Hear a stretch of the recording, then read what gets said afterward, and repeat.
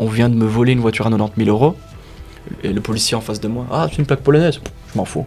On m'a fait des guet-apens, on a essayé de me braquer dans mon bureau, on a essayé de me carjacker plusieurs fois. C'est des fous.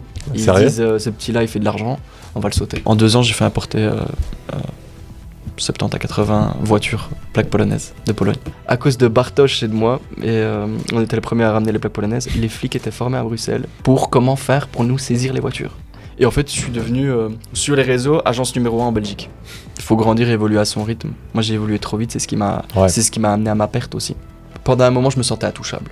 En fait, je me sentais vraiment intouchable. Je me disais, j'ai trouvé le filon, je vais devenir millionnaire, ça va marcher. Je me suis retrouvé du jour au lendemain tout seul. J'ai peut-être un ami sur qui je pouvais vraiment compter, 2 amis. C'est pour ça qu'il y a les potes et tout ça. Mais des amis, t'en as pas beaucoup. Et si t'as déjà 2, 3 vrais amis, t'es un homme heureux, je pense. Alors aujourd'hui, on reçoit Simon, entrepreneur liégeois. Alors pour ceux qui ne le connaissent pas, vous avez sûrement déjà vu une belle voiture à Liège avec une plaque polonaise. C'était sûrement lui. C'est grâce à lui en fait que pas mal de personnes ont pu rouler avec une belle voiture à Liège. Donc grâce à ta boîte de location de véhicules. Derrière ce business qui paraît fructueux, on se dit que les gens qui font ça, ils ont beaucoup d'argent et ça se passe très bien. Il y a pas mal d'anecdotes et d'expériences, donc tu vas nous en parler aujourd'hui. Donc je suis très content de t'avoir, merci à toi et c'est parti. On va commencer déjà par retracer un petit peu ton parcours, même si tu es jeune, on dirait que d'après ce que j'ai entendu, j'ai 26 ans. 26 ans, donc c'est très jeune. Déjà, est-ce que tu peux nous expliquer un petit peu comment tu as démarré tout ça, peut-être ton enfance? Est-ce que tes parents étaient entrepreneurs ou pas spécialement? Qui as-tu été et de quoi tu rêvais? Je suis né dans une famille normale, donc pas une famille d'entrepreneurs. Donc mes parents avaient un CDI, un job. Et à 14-15 ans, j'ai rapidement compris, j'avais la passion automobile commune avec mon père. Il avait des voitures de collection et il me prenait de temps en temps à aller faire un tour. Je nettoyais les voitures avec lui, etc. Okay. Et très rapidement, cette passion s'est réveillée chez moi. Et quand j'étais petit, j'ai commencé par dessiner les voitures. Je rêvais d'être designer automobile. Pininfarina. Oui, c'est vrai. J'ai les livres, etc. chez moi. Incroyable. Encore, ouais. Donc je rêvais vraiment d'être designer automobile. Mais j'avais déjà un peu la clairvoyance. Mes parents m'avaient dit c'est un milieu où c'est très difficile de réussir. Et donc j'avais déjà la clairvoyance. J'ai un souvenir, peut-être que j'avais 10-12 ans. Je dis à mes parents, je vais être designer automobile. Si ça fonctionne pas en tant que designer, je vais vendre des voitures. Si ça fonctionne pas dans la vente, je vais les réparer. Mais j'avais déjà cette vision, cette résilience dans le milieu automobile. Je savais pas encore comment j'allais faire, mais j'étais persuadé que j'allais réussir dans ce milieu. Incroyable. C'est fou parce que du coup, tes parents sont pas entrepreneurs, mais du coup, tu as déjà cette vision de ce que tu vas faire. Et c'est à quel âge, est-ce que tu te diriges au niveau de tes études vers ça, ou est-ce que c'est juste un rêve? Pas nécessairement, parce que je suis un garçon qui a eu beaucoup de mal à l'école, donc j'avais une dyslexie très jeune, et donc j'étais un peu hyperactif. Et je pense que cette hyperactivité-là, je l'ai transformée en une hyperactivité sociale. Ah ouais. Donc ça veut dire beaucoup d'interactions. J'aime bien rencontrer du monde, toujours faire des nouvelles choses. Ok, incroyable. Et c'est à quel âge du coup que tu te lances vraiment dans l'entrepreneuriat, ou en tout cas tu fais ton premier projet J'ai commencé à travailler à 15 ans dans une glacerie en tant qu'étudiant. Et les patrons étaient adorables, ils m'ont laissé beaucoup de liberté, ouais. Et ils m'ont appris énormément de choses. Donc ma première expérience professionnelle, c'était en tant qu'étudiant dans une glacerie, mais j'analysais déjà tout, je posais énormément de questions, j'étais curieux, et ça je pense que c'est une de mes qualités, la curiosité. Sans cesse, j'analyse ce qui se passe autour de moi, les différents business. On dit souvent, moi je pense que je suis peut-être né avec cette mentalité d'entrepreneur, cette force en moi. Même par exemple, j'ai fait du sport aussi. J'étais toujours le joueur qui se battait jusqu'à la dernière seconde et qui perdait jamais espoir. Et que jour après jour, il continuait. J'ai entraîné des équipes de jeunes aussi au basket. Donc c'est plein de petites expériences. Ouais, t'as cette mentalité compétiteur et vouloir toujours aller au bout des choses et ce qu'il faut pour être entrepreneur au final. C'est ça, exactement. Okay. Et donc pour revenir à mon expérience, mes débuts dans le milieu professionnel en tant qu'étudiant à 15 ans, Et je suis resté dans la même glacerie. C'est drôle de se dire j'ai commencé dans une glacerie, mais au bout d'un an, mes patrons partaient en vacances 2 semaines et ils me laissaient en tant que gérant. J'avais 16-17 ans. Incroyable. Je gérais presque tout seul toute la glacerie. Et j'ai très rapidement aussi rencontré des problèmes de leadership parce qu'ils me laissaient par exemple une employée qui prenait juste pour la saison pour nous aider, une employée de 30 ans, et c'est moi qui devais lui expliquer ce qu'elle devait faire, comment il fallait procéder. Donc tous les soirs, c'était une glacerie artisanale, donc c'était pour... je passais les commandes, donc je faisais les stocks, je passais les commandes, je fabriquais les glaces, je faisais les listings pour le lendemain, nettoyer, enfin c'était une organisation, c'est une glacerie qui faisait un grand chiffre d'affaires à Durbuy, dans la vieille ville. Mais qu'est-ce qui te motive à cet âge-là à te mettre à fond là-dedans en fait? De première chose, j'avais un salaire classique. À l'époque, c'était 10-12 euros de l'heure, si je me souviens bien. Mais j'avais des récompenses. Donc ça veut dire fin de journée, mes patrons arrondissaient toujours vers le haut. Et ça m'a donné envie d'avancer, de me donner à fond.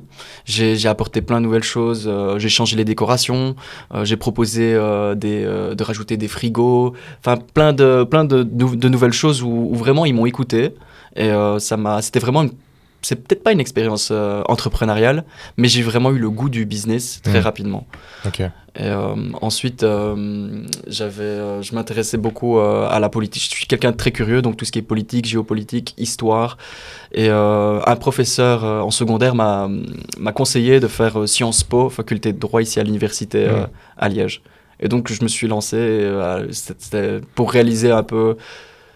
Enfin, comment dire, pour revenir en arrière, j'étais dans une école où on nous expliquait que la seule voie de la réussite, c'était l'université.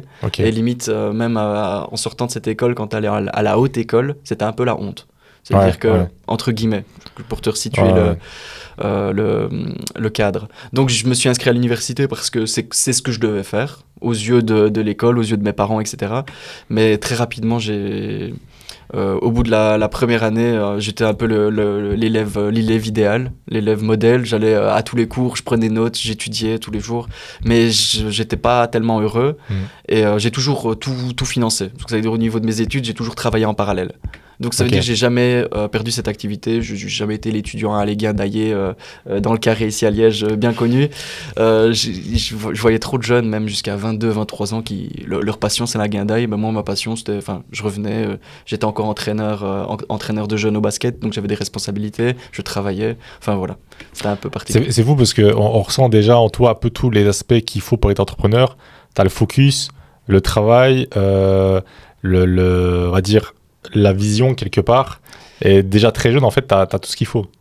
Mais je le savais pas parce qu'il faut savoir quand j'étais avec du recul, tout à fait, je suis d'accord avec toi, mais plus jeune je le savais pas parce que dans mon entourage familial, dans les amis de mes parents, parce que c'est souvent comme ça qu'on se fait les premiers contacts, il y avait aucun entrepreneur. Et donc moi personnellement, avec du recul par exemple, je me dis j'aurais peut-être dû faire une école de commerce, ou j'aurais dû peut-être faire autre chose comme études, ou directement aller travailler, mais ça je pense que c'est une erreur, on peut en parler. Mais par exemple, moi je pourrais au jour d'aujourd'hui dire les études ça m'ont servi à rien, c'est faux. Les études c'est une ouverture d'esprit, c'est la rigueur du travail, c'est moi pour ma part les études m'ont appris à bien maîtriser la langue française. Enfin j'ai appris énormément de choses. En direct ça m'apporte pas dans mes business, j'ai pas appris des compétences, mais ça m'a développé personnellement. Donc ça veut dire que ce que j'ai à dire je connais beaucoup de jeunes qui me posent la question parce que j'ai quand même pas mal d'abonnés sur Instagram, et très souvent étant donné que je poste les voitures les voitures de mon agence, beaucoup de jeunes me contactent en me disant mon rêve c'est de faire comme toi entre guillemets, donc ils m'idéalisent alors que on y reviendra, je me prends pas pour un génie, enfin pour moi j'ai juste fait j'ai suivi un parcours intéressant. Et tous ces jeunes-là me disent oui mais comment on a commencé, etc. Mais moi je les conseille d'abord de se former, d'acquérir des compétences, peu importe la façon de se former. Tu peux suivre des coachings, peut-être trouver un mentor, l'accompagner, mais vraiment dans les premières années de l'adolescence, de la vie adulte, il faut se former un maximum pour avoir des compétences, des skills pour rentrer dans le business après. Ok, déjà très bon conseil pour les jeunes. Ok, du coup là tu suis tes études et après il se passe quoi? À quel moment tu rentres dans tes premiers business, vrai business, on va dire ça comme ça? Anecdote sympa, durant mes études, je me suis acheté ma première petite voiture de sport. À l'époque, c'était une BMZ3 en cabrio, mais j'étais fier. C'était vraiment un accomplissement. J'ai travaillé, je me suis payé ma première voiture, je l'ai immatriculée. Et alors, j'ai participé à un rallye touristique. Des événements, des rassemblements de propriétaires de belles voitures. Et alors, d'un coin de l'œil, je vois un monsieur, il a inscrit oui voiture. Et je me dis, c'est comment c'est directement curiosité. J'ai 19 ans, je vais le trouver, je lui dis, vous faites quoi dans la vie? Parce que c'est la première fois que j'ai contact avec un entrepreneur, peut-être, que je commence vraiment à faire des rencontres dans le business. Et ça m'impressionne. Et je lui dis, vous faites quoi dans la vie? Il m'explique qu'il gère une boîte familiale depuis 20 ans, dans le service aux entreprises. Il m'a donné quelques détails. Et je lui dis, écoutez, si vous cherchez un jour un commercial, moi je suis super motivé, je suis aux études, je suis étudiant, par contre j'ai du temps à donner et je pense avoir des compétences. Quelques mots, et je lui ai laissé mon numéro de téléphone. À ma grande surprise, je m'y attendais pas, 2 semaines plus tard, il me rappelle. Incroyable. Il me propose un entretien d'embauche pour devenir commercial dans sa société. Je me rends à l'entretien d'embauche. L'entretien se passe bien, mais on a parlé comme aujourd'hui de nos passions, de plein de petites choses. Il m'a posé quelques questions personnelles. Il m'a demandé mes motivations, etc. Et 2 jours plus tard, j'ai été engagé en tant qu'étudiant, mais j'étais à mi-temps. Enfin, j'avais encore le statut étudiant étant étudiant, mais c'était comme un boulot à mi-temps. Et j'ai été formé pour... c'est une société qui vendait les services d'une des plus grandes entreprises dans le service aux entreprises, c'est Ricoh. Donc tout ce qui est imprimante, les écrans, les écrans géants pour les classes, tout ce que tu peux imaginer pour des fournisseurs. J'ai suivi l'école commerciale Ricoh, donc pendant 2-3 jours par semaine, je suivais des cours à Bruxelles. Je revenais, c'est pas bien de le dire, mais je revenais à 200 à l'heure pour arriver à l'heure pour mes cours. Avec la Z3 non, pas avec la Z3, j'avais 3 voitures à ce moment-là déjà. Ah ouais, déjà. Ouais. J'avais acheté une petite, pas une petite, j'ai une Porsche 924, j'ai une Z3 et une Peugeot 407 coupée. Ah ouais, déjà... Oui, dès que j'avais un petit peu de sous, j'essaie d'acheter, par exemple, la Porsche 924, je l'ai payé 2 000 €. Ah, okay. Je l'ai bien nettoyé, j'ai fait 2-3 petits entretiens avec mon père et je l'ai gardé quelques semaines parce que par la suite j'avais d'autres projets. Mais voilà, j'avais déjà plusieurs petites voitures. Donc la passion automobile était toujours là, mais dans la mesure de mes moyens. Ok. Et alors... Et donc, bref, j'ai fait ma première expérience professionnelle. Je pense que ce qu'il y a à retenir dans cette anecdote, c'est vraiment le culot paye.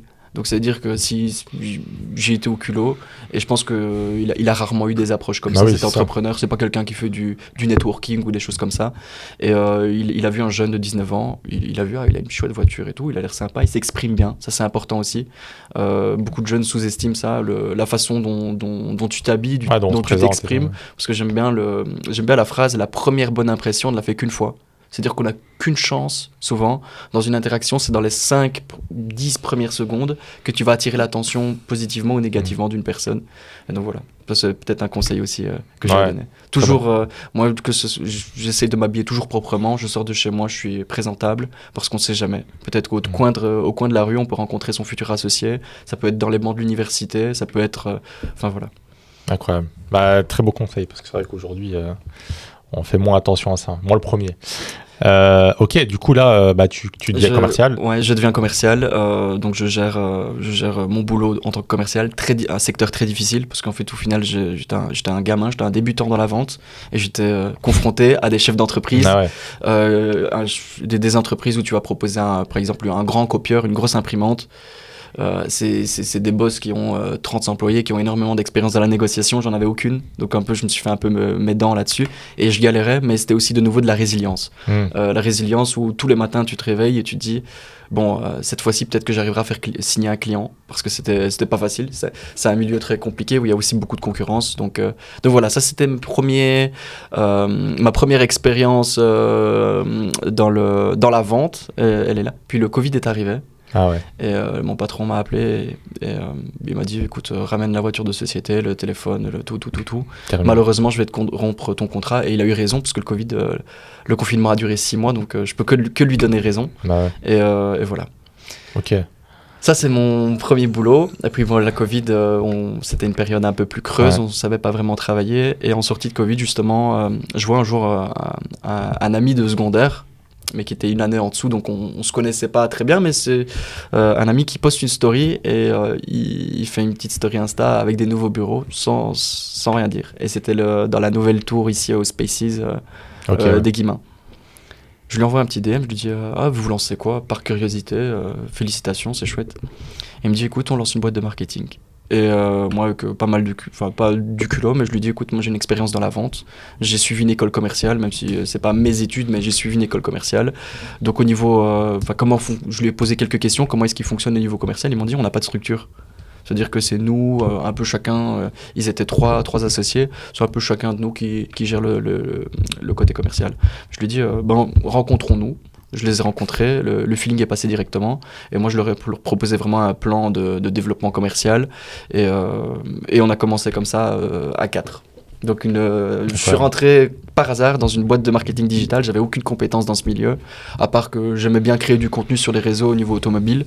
Comme tous les enfants, j'étais un peu le car spotter.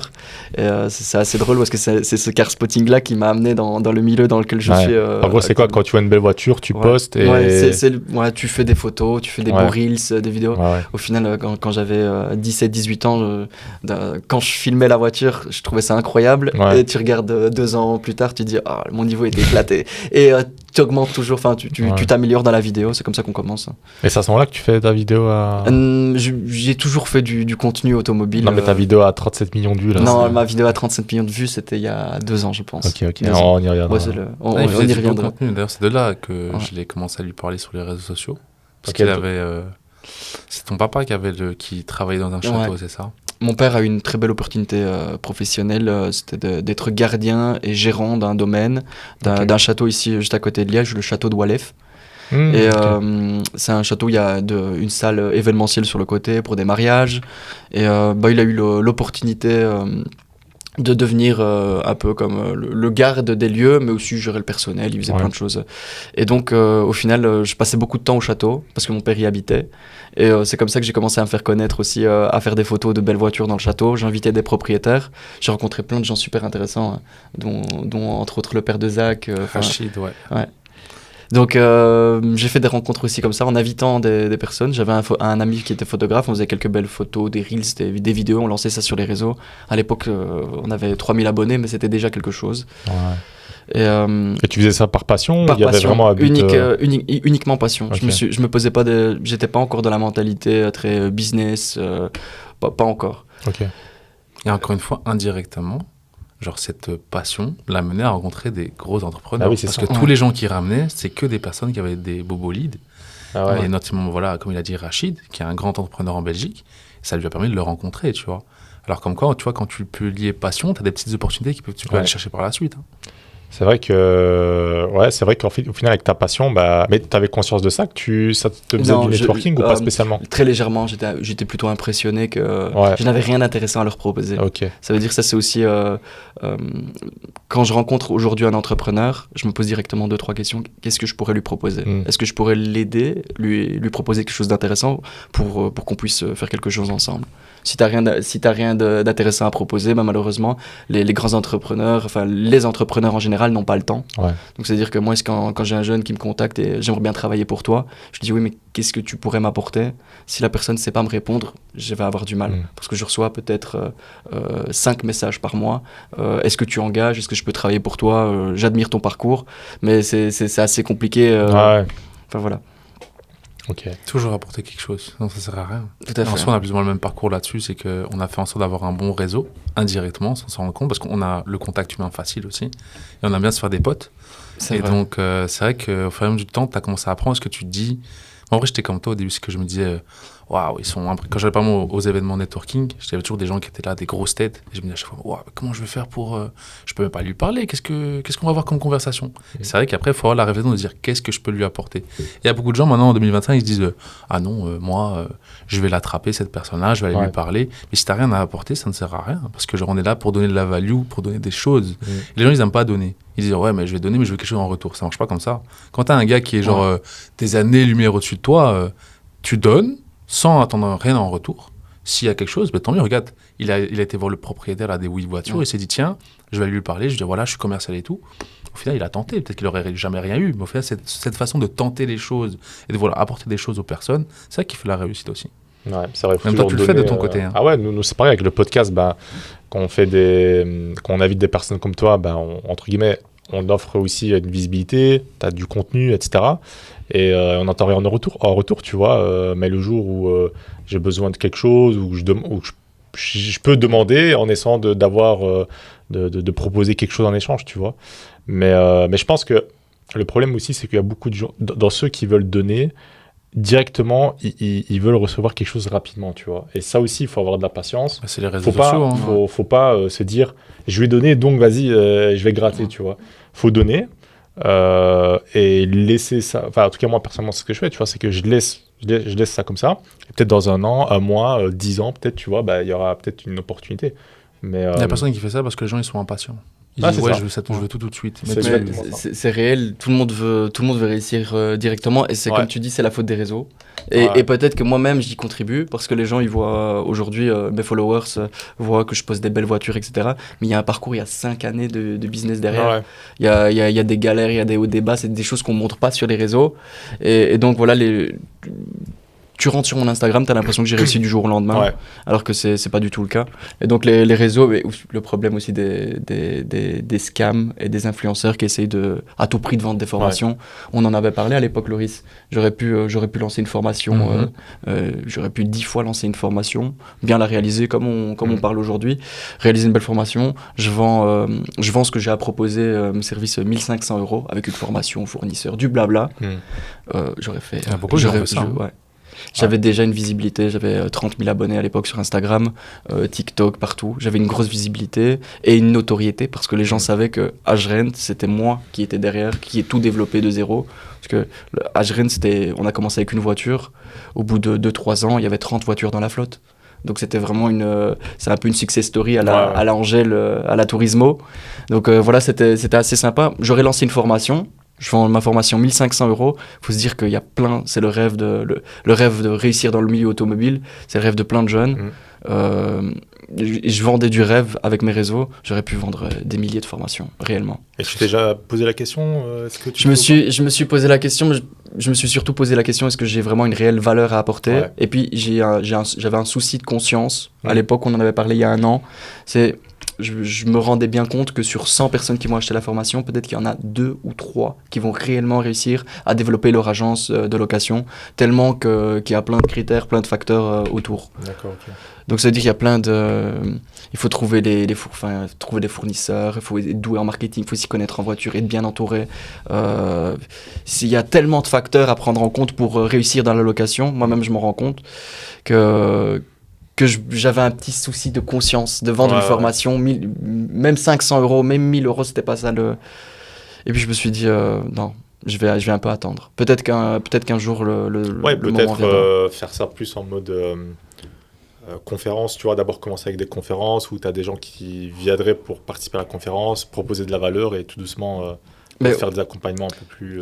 Aujourd'hui, je facture de la consultance, c'est-à-dire que quand quelqu'un me contacte, j'aimerais bien me lancer dans la location, tu as une formation à vendre, je lui dis non, j'ai pas de formation à vendre, mais tu peux te déplacer, te rendre à mes bureaux. Et je facture une consultance, 1 heure, je prends 100 € pour l'heure. Mais au moins, franchement, c'est super. Je fais économiser 1 500 € à beaucoup de personnes comme ça. C'est-à-dire que pendant l'heure, je vais lui poser les questions, quel est le budget pour se lancer, etc. Quel est son cadre, est-ce que ça va fonctionner ? Je lui donne des conseils, je lui partage un peu mes expériences, parce qu'il y a eu des expériences positives comme très compliquées. Loris connaît déjà pas mal d'histoires. Mais donc je donne plein de conseils, je préviens sur différents risques. Et je prends 100 € la consultance, c'est vraiment... Mais moi, je le fais plutôt avec plaisir. Avec passion et plaisir. Ouais, avec passion et plaisir. Et si la vidéo, s'il y a beaucoup de visibilité de la vidéo, tu vas avoir plein de gens qui vont te contacter pour de la consultance. Ouais, peut-être, c'était pas l'objectif de ma venue aujourd'hui. Non, mais c'est intéressant. Moi, franchement, je serais jeune et que j'aurais envie de m'intéresser à ça, je foncerais, quoi. En fait, ce qui est bien avec Simon, c'est que tu le vois, en fait, dans sa façon de parler, même même dans sa vie de tous les jours, c'est qu'en fait, c'est quelqu'un, il va pas te la mettre à l'envers. T'as des gars, tu le vois sur les réseaux sociaux, t'arrives sur un compte Snapchat, tu dis, oula, lui, je vais prendre sa formation, je vais me faire allumer. Et c'est ça qui est bien aussi avec lui, tu vois, par exemple, il dit en gros qu'il facture 100 €, il pourrait facturer plus. Mais au début, c'est qu'en fait, lui, il est vif. Il va step by step. Il attend d'abord d'avoir des retours, puis il va monter ses prix petit à petit, tu vois. C'est ça qui est bien avec lui, c'est qu'il est vif. Il comprend comment ça marche le business en général. Il y a que des voyous sur les réseaux sociaux. Et dans la location, encore pire. La location... c'est un sale milieu. La location, c'est un sale milieu. Je connais pas trop ce milieu-là, mais j'entends des choses. Et, ouais, moi, au début, je croyais que c'était un métier de rêve. Je me dis, mais t'es là, tu prends des grosses voitures, toute la journée, tu roules. Au final... Déjà, qu'on se le dise, dans la location, 70% de la clientèle, même plus 80-90% de la clientèle qui va te contacter, c'est des gens qui font pas du business clean. 80-90% de la clientèle qui va te contacter. En train de me dire que la plupart des gens qui font les Américains, en fait... Mais peut-être que tu as un business clean, mais tu fais du black sur le côté et ta location, tu la payes avec ton black. Mais 70-80% des personnes qui te contactent pour louer un véhicule et qui sont dans les critères de l'agence, ils ont des activités sur le côté. C'est pas monsieur et madame tout le monde. C'est pas quelqu'un qui a CDI dans une société qui va te louer une voiture. Donc tu rentres dans cette boîte de marketing et après il se passe quoi? Donc au niveau de la boîte de market, super expérience. Les premiers mois on scale énormément le business. Plus en plein Covid. Ouais, c'était en sortie de Covid. Sortie de Covid, c'était vraiment après. Donc on scale le business. Moi j'étais commercial, je gérais les rendez-vous avec les clients. On signait énormément de clients parce que tout le monde a compris durant le Covid qu'il faut se digitaliser. Ouais. Et donc on avait des petites et des moyennes entreprises et on commençait à signer des très beaux contrats. Mais au niveau on était trop jeunes, je pense. 21 ans, 22 ans. On était trop jeunes dans la structure et il y avait un manque de maturité. Pourtant, on avait tous les éléments pour faire une grosse société. On avait des graphistes, des étudiants, des community managers. Il y en a un des associés était spécialisé dans l'e-commerce. Il y en a un qui était très bon dans la gestion, dans les papiers, etc. Ça, c'est très important aussi. Très important, ouais. Et moi, j'étais plutôt axé vraiment relation client et développement commercial. Et le quatrième était plutôt pour la gestion stratégique du développement. Okay. On avait une équipe d'enfer. Je suis persuadé que si on avait continué, aujourd'hui on aurait été 4 ans plus tard, on était dans le top 3 des agences de marketing. J'avoue que c'était pas mal quand même, hein. Vous avez tout, des bons clients aussi. On avait des très bons clients, une très belle visibilité, un bon marketing. Ouais. Tout était bon, ouais. Tout était bon. Des petits stagiaires sympas, il y avait tout. Et t'aimerais pas refaire une boîte de... peut-être, qui sait, peut-être un jour, mais aujourd'hui je suis dans autre chose et j'ai tendance à m'éparpiller. Et alors que j'ai fait plein de choses dans la vie, j'ai essayé plein de projets, j'ai essayé d'ouvrir un magasin, un commerce de déstockage, j'ai signé les locaux, tout était super, le fournisseur n'a pas fourni. Je me suis retrouvé du jour au lendemain, t'as déposé 10 000 € sur la table pour prendre ton loyer, tout ça. T'étais en train d'ouvrir ta société et le fournisseur te dit non, je te mets une carotte. Tu perds 10 000. C'est pas grave, 2 mois plus tard, j'étais déjà sur un autre projet. 2 mois plus tard, j'ai ouvert un garage avec mon associé actuel qui lui s'occupe de la mécanique. Et moi, je m'occupe de tout ce qui est vente de voitures et location, mais plutôt location pour le moment. Mais voilà. Mais la question que tout le monde se pose, Simon, c'est comment t'es arrivé dans ce milieu de la loc? Alors, je suis arrivé totalement par hasard. Je suis derrière les bancs de l'UNIF, je suis en train d'écouter un cours qui m'embête, je suis sur Insta et je vois un petit influenceur de ma région qui poste une story et qui fait une pub louer ce Porsche Macan. Je me dis waouh, c'est pas pro, c'est éclaté. J'appuie sur je clique sur le lien de l'agence et je vois une agence de location qui a 120 abonnés sur Insta. Moi derrière, je me dis à la pause de mon cours de droit, je sors et j'appelle sur le numéro de l'agence et je me présente, je dis salut, moi c'est Simon, j'ai pas mal de compétences en marketing, je fais des études de droit Sciences Po, donc rien à voir dans ce milieu-là, mais par contre si tu veux un jour que je te crée du vrai bon contenu, n'hésite pas à faire appel à moi. Le garçon, comment donner avant de recevoir. Ouais, c'est exactement. Donner avant de recevoir. Moi, j'étais vraiment étudiant et lui, il avait une voiture, hein, donc un Porsche Macan, et je me suis dit, why not? C'était mon rêve de conduire une Porsche récente. Je me dis why not, et on a un peu sympathisé, le contact est bien passé, le feeling est passé. 2 semaines plus tard, il m'appelle et me dit écoute, ma voiture est là, si tu veux la nettoyer, faire un peu de contenu, n'hésite pas, tu peux passer à Bruxelles, récupérer la voiture. Je le connaissais ni d'Adam ni d'Ève. On a parlé 2 fois par téléphone. J'arrive sur place, il me donne les clés de sa voiture, il me fait confiance. J'ai dit, moi J'étais super choqué. De la confiance qu'il m'a accordée, il a pas pris, il a rien demandé. Juste parce que je me suis bien exprimé, il m'a accordé sa confiance. Donc je vais nettoyer la voiture avec des petits produits et tout. Je bichonne la voiture, je fais 2-3 photos. Avec du recul, mes photos étaient éclatées.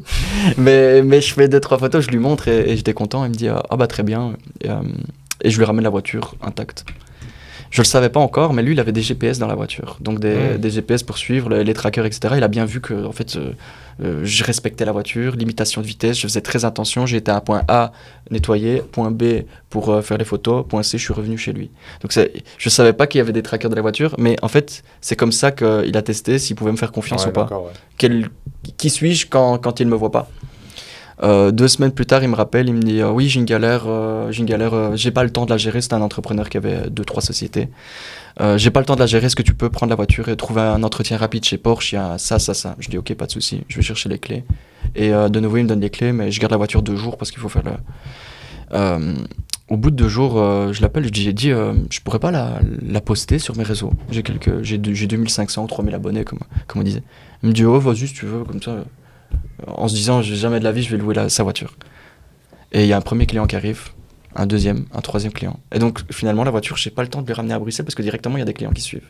Donc en faisant de l'Insta Story, j'ai commencé à trouver comme ça mes premiers clients random. Je faisais des contrats, ils m'avaient juste donné un papier. Moi je les ai améliorés les contrats. J'ai dit oui, il faut faire comme ça parce que j'avais l'expérience de mes études de droit. Donc j'ai un peu amélioré les contrats. Je lui ai montré, il m'a dit c'est super. Et donc c'est comme ça qu'on a commencé à travailler ensemble. Et sachez une chose, pendant 2 semaines j'ai loué sa voiture, je lui avais pas demandé combien il allait me donner. Ça veut dire que je faisais pas ça pour gagner de l'argent, mais je voulais lui apporter de la valeur et lui montrer que je sais travailler sérieusement et que vraiment je peux faire quelque chose de bien. Incroyable. Au bout d'un mois, le chiffre d'affaires du Porsche Macan, peut-être que je me rappelle plus, c'était 4-5 000 euros. Et je lui amène l'enveloppe des 4-5 000 euros, je lui dis voilà, ça c'est le chiffre d'affaires, voici tous les contrats, ça s'est passé comme ça, la voiture était intacte. Il est choqué. Et me dit, écoute, tu veux combien? Et moi j'étais, je sais pas, 20-30%. J'étais gêné de dire le chiffre. Et ben il m'a donné 30%. J'ai gagné 1 000 euros. Incroyable. Je suis étudiant. Je gagne 1 000 euros. Je roule en Porsche Macan. Et je la propose à des clients. C'est le rêve. Et là il y a quelque chose qui se débloque, vraiment qui se débloque en termes business. Je me dis, il y a vraiment, il faut le faire. Je continue à louer son Porsche Macan et puis le second mois il me fait une surprise, il achète une Golf GTI et il la met.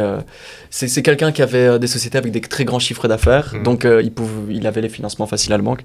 2e mois il prend une GTI, 3e mois une A35 AMG, 4e mois une Golf Wheater, 5e mois encore une GTI, puis un C63 AMG, puis un RSQ3, puis tous les mois des nouvelles voitures. Et donc on a évolué. Moi j'ai lancé l'Instagram de la société parce que je vous rappelle, le premier mois, je louais sur mon Insta perso. Ouais. J'ai lancé l'Insta de la société. J'ai fait 2-3, pas collaborations, mais avec 2-3 influenceurs m'ont fait une petite promo. Je suis très vite monté en abonnés, monté. Au bout de la première année, j'avais 10 000 abonnés sur Insta. En faisant du marketing sans jamais rien payer. Je n'ai jamais rien payé. J'ai peut-être prêté 2 fois une voiture à un influenceur. Et c'est pas des abonnés par exemple français ou français allemand ou des trucs de télé-réalité. J'ai vraiment en faisant du marketing, en créant des reels, en postant tous les jours régulièrement, je suis arrivé à 10 000 abonnés sur Insta. TikTok, ça a explosé très vite aussi. Je suis arrivé à 20 000. TikTok, c'est encore plus viral. Et en fait, je suis devenu sur les réseaux agence numéro 1 en Belgique.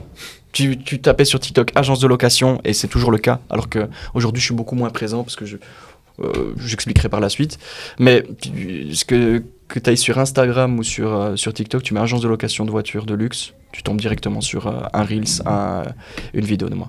Incroyable. Mon téléphone n'arrêtait pas de sonner. À l'époque, il y a encore 2-3 ans, aujourd'hui c'est un peu plus calme, il y a 2-3 ans, mon téléphone sonnait 50 à 100 fois par jour. Des demandes à tout va, tout le temps, des messages, j'étais débordé. Mais tu penses que...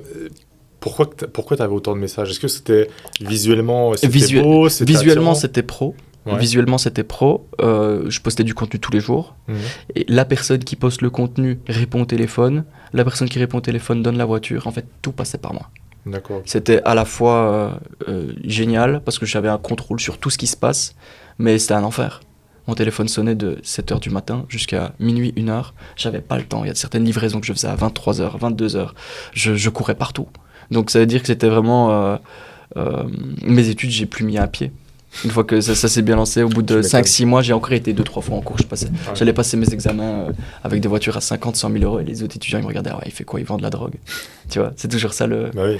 Il y a deux possibilités quand les gens te voient un jeune qui réussit entre guillemets ou qui roule avec des belles voitures, c'est dealer de drogue ou fils à papa. Ouais. Moi je préfère qu'on me dise fils à papa alors que c'est pas du tout le cas. Enfin mes parents, faut savoir j'ai jamais rien demandé à mes parents dans le business. Et voilà, j'ai commencé en faisant des belles rencontres, quoi. Okay. Et donc moi, si je devais me définir, j'ai commencé en tant que broker en location de voitures de luxe. Ouais. J'ai travaillé avec un partenaire, 8 voitures pendant la première année. Ensuite, je me suis intéressé au marché polonais et j'ai proposé le même modèle aux Polonais parce que les Polonais, ils ont beaucoup plus facile à avoir des financements et visiblement, ils accordaient plus facilement leur confiance. Et donc j'ai commencé à faire importer des voitures polonaises aussi, mais ça s'est tellement vite développé. Quand les Polonais, c'était déjà connu à l'époque, les Polonais ils envoyaient des voitures en France pour la location. Et quand ils ont vu un peu mes réseaux, et ils ont vu que j'ai commencé à prendre des voitures polonaises, les fournisseurs m'appelaient tous et me proposaient des voitures par dizaines. Quand je prenais des voitures de Pologne pour la sous-location, s'il y a des personnes qui m'écoutent, ils savent à quel point c'est galère aujourd'hui de se fournir une voiture en sous-location. Les Polonais m'envoyaient des voitures par camion.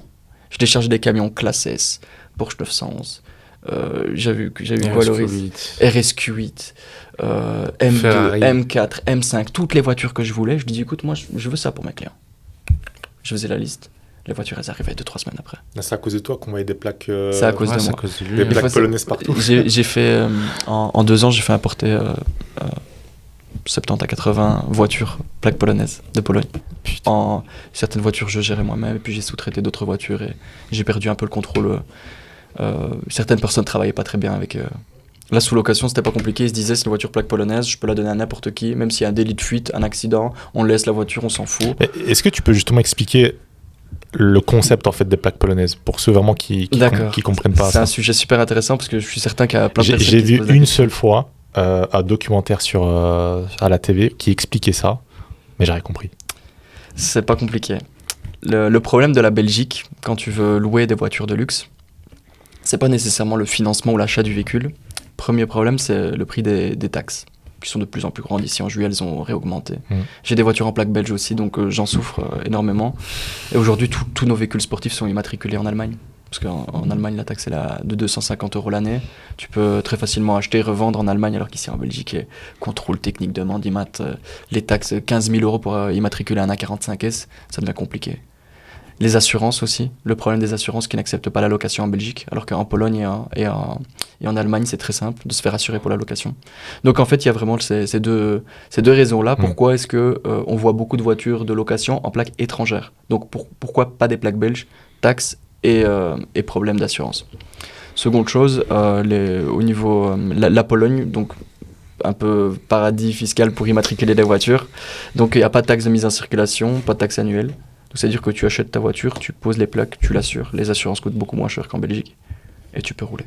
Mais comment ça se fait que tu peux rouler en Belgique avec ça, genre une voiture, c'est comme toi en tant que Belge, tu pars en vacances en France. Okay. Ouais, c'est tu pareil. justifies ça comme donc ça. Ça veut dire qu'en fait, le véhicule est correctement immatriculé. Okay. Donc, le véhicule est correctement immatriculé et une assurance qui le couvre dans 24 pays d'Europe.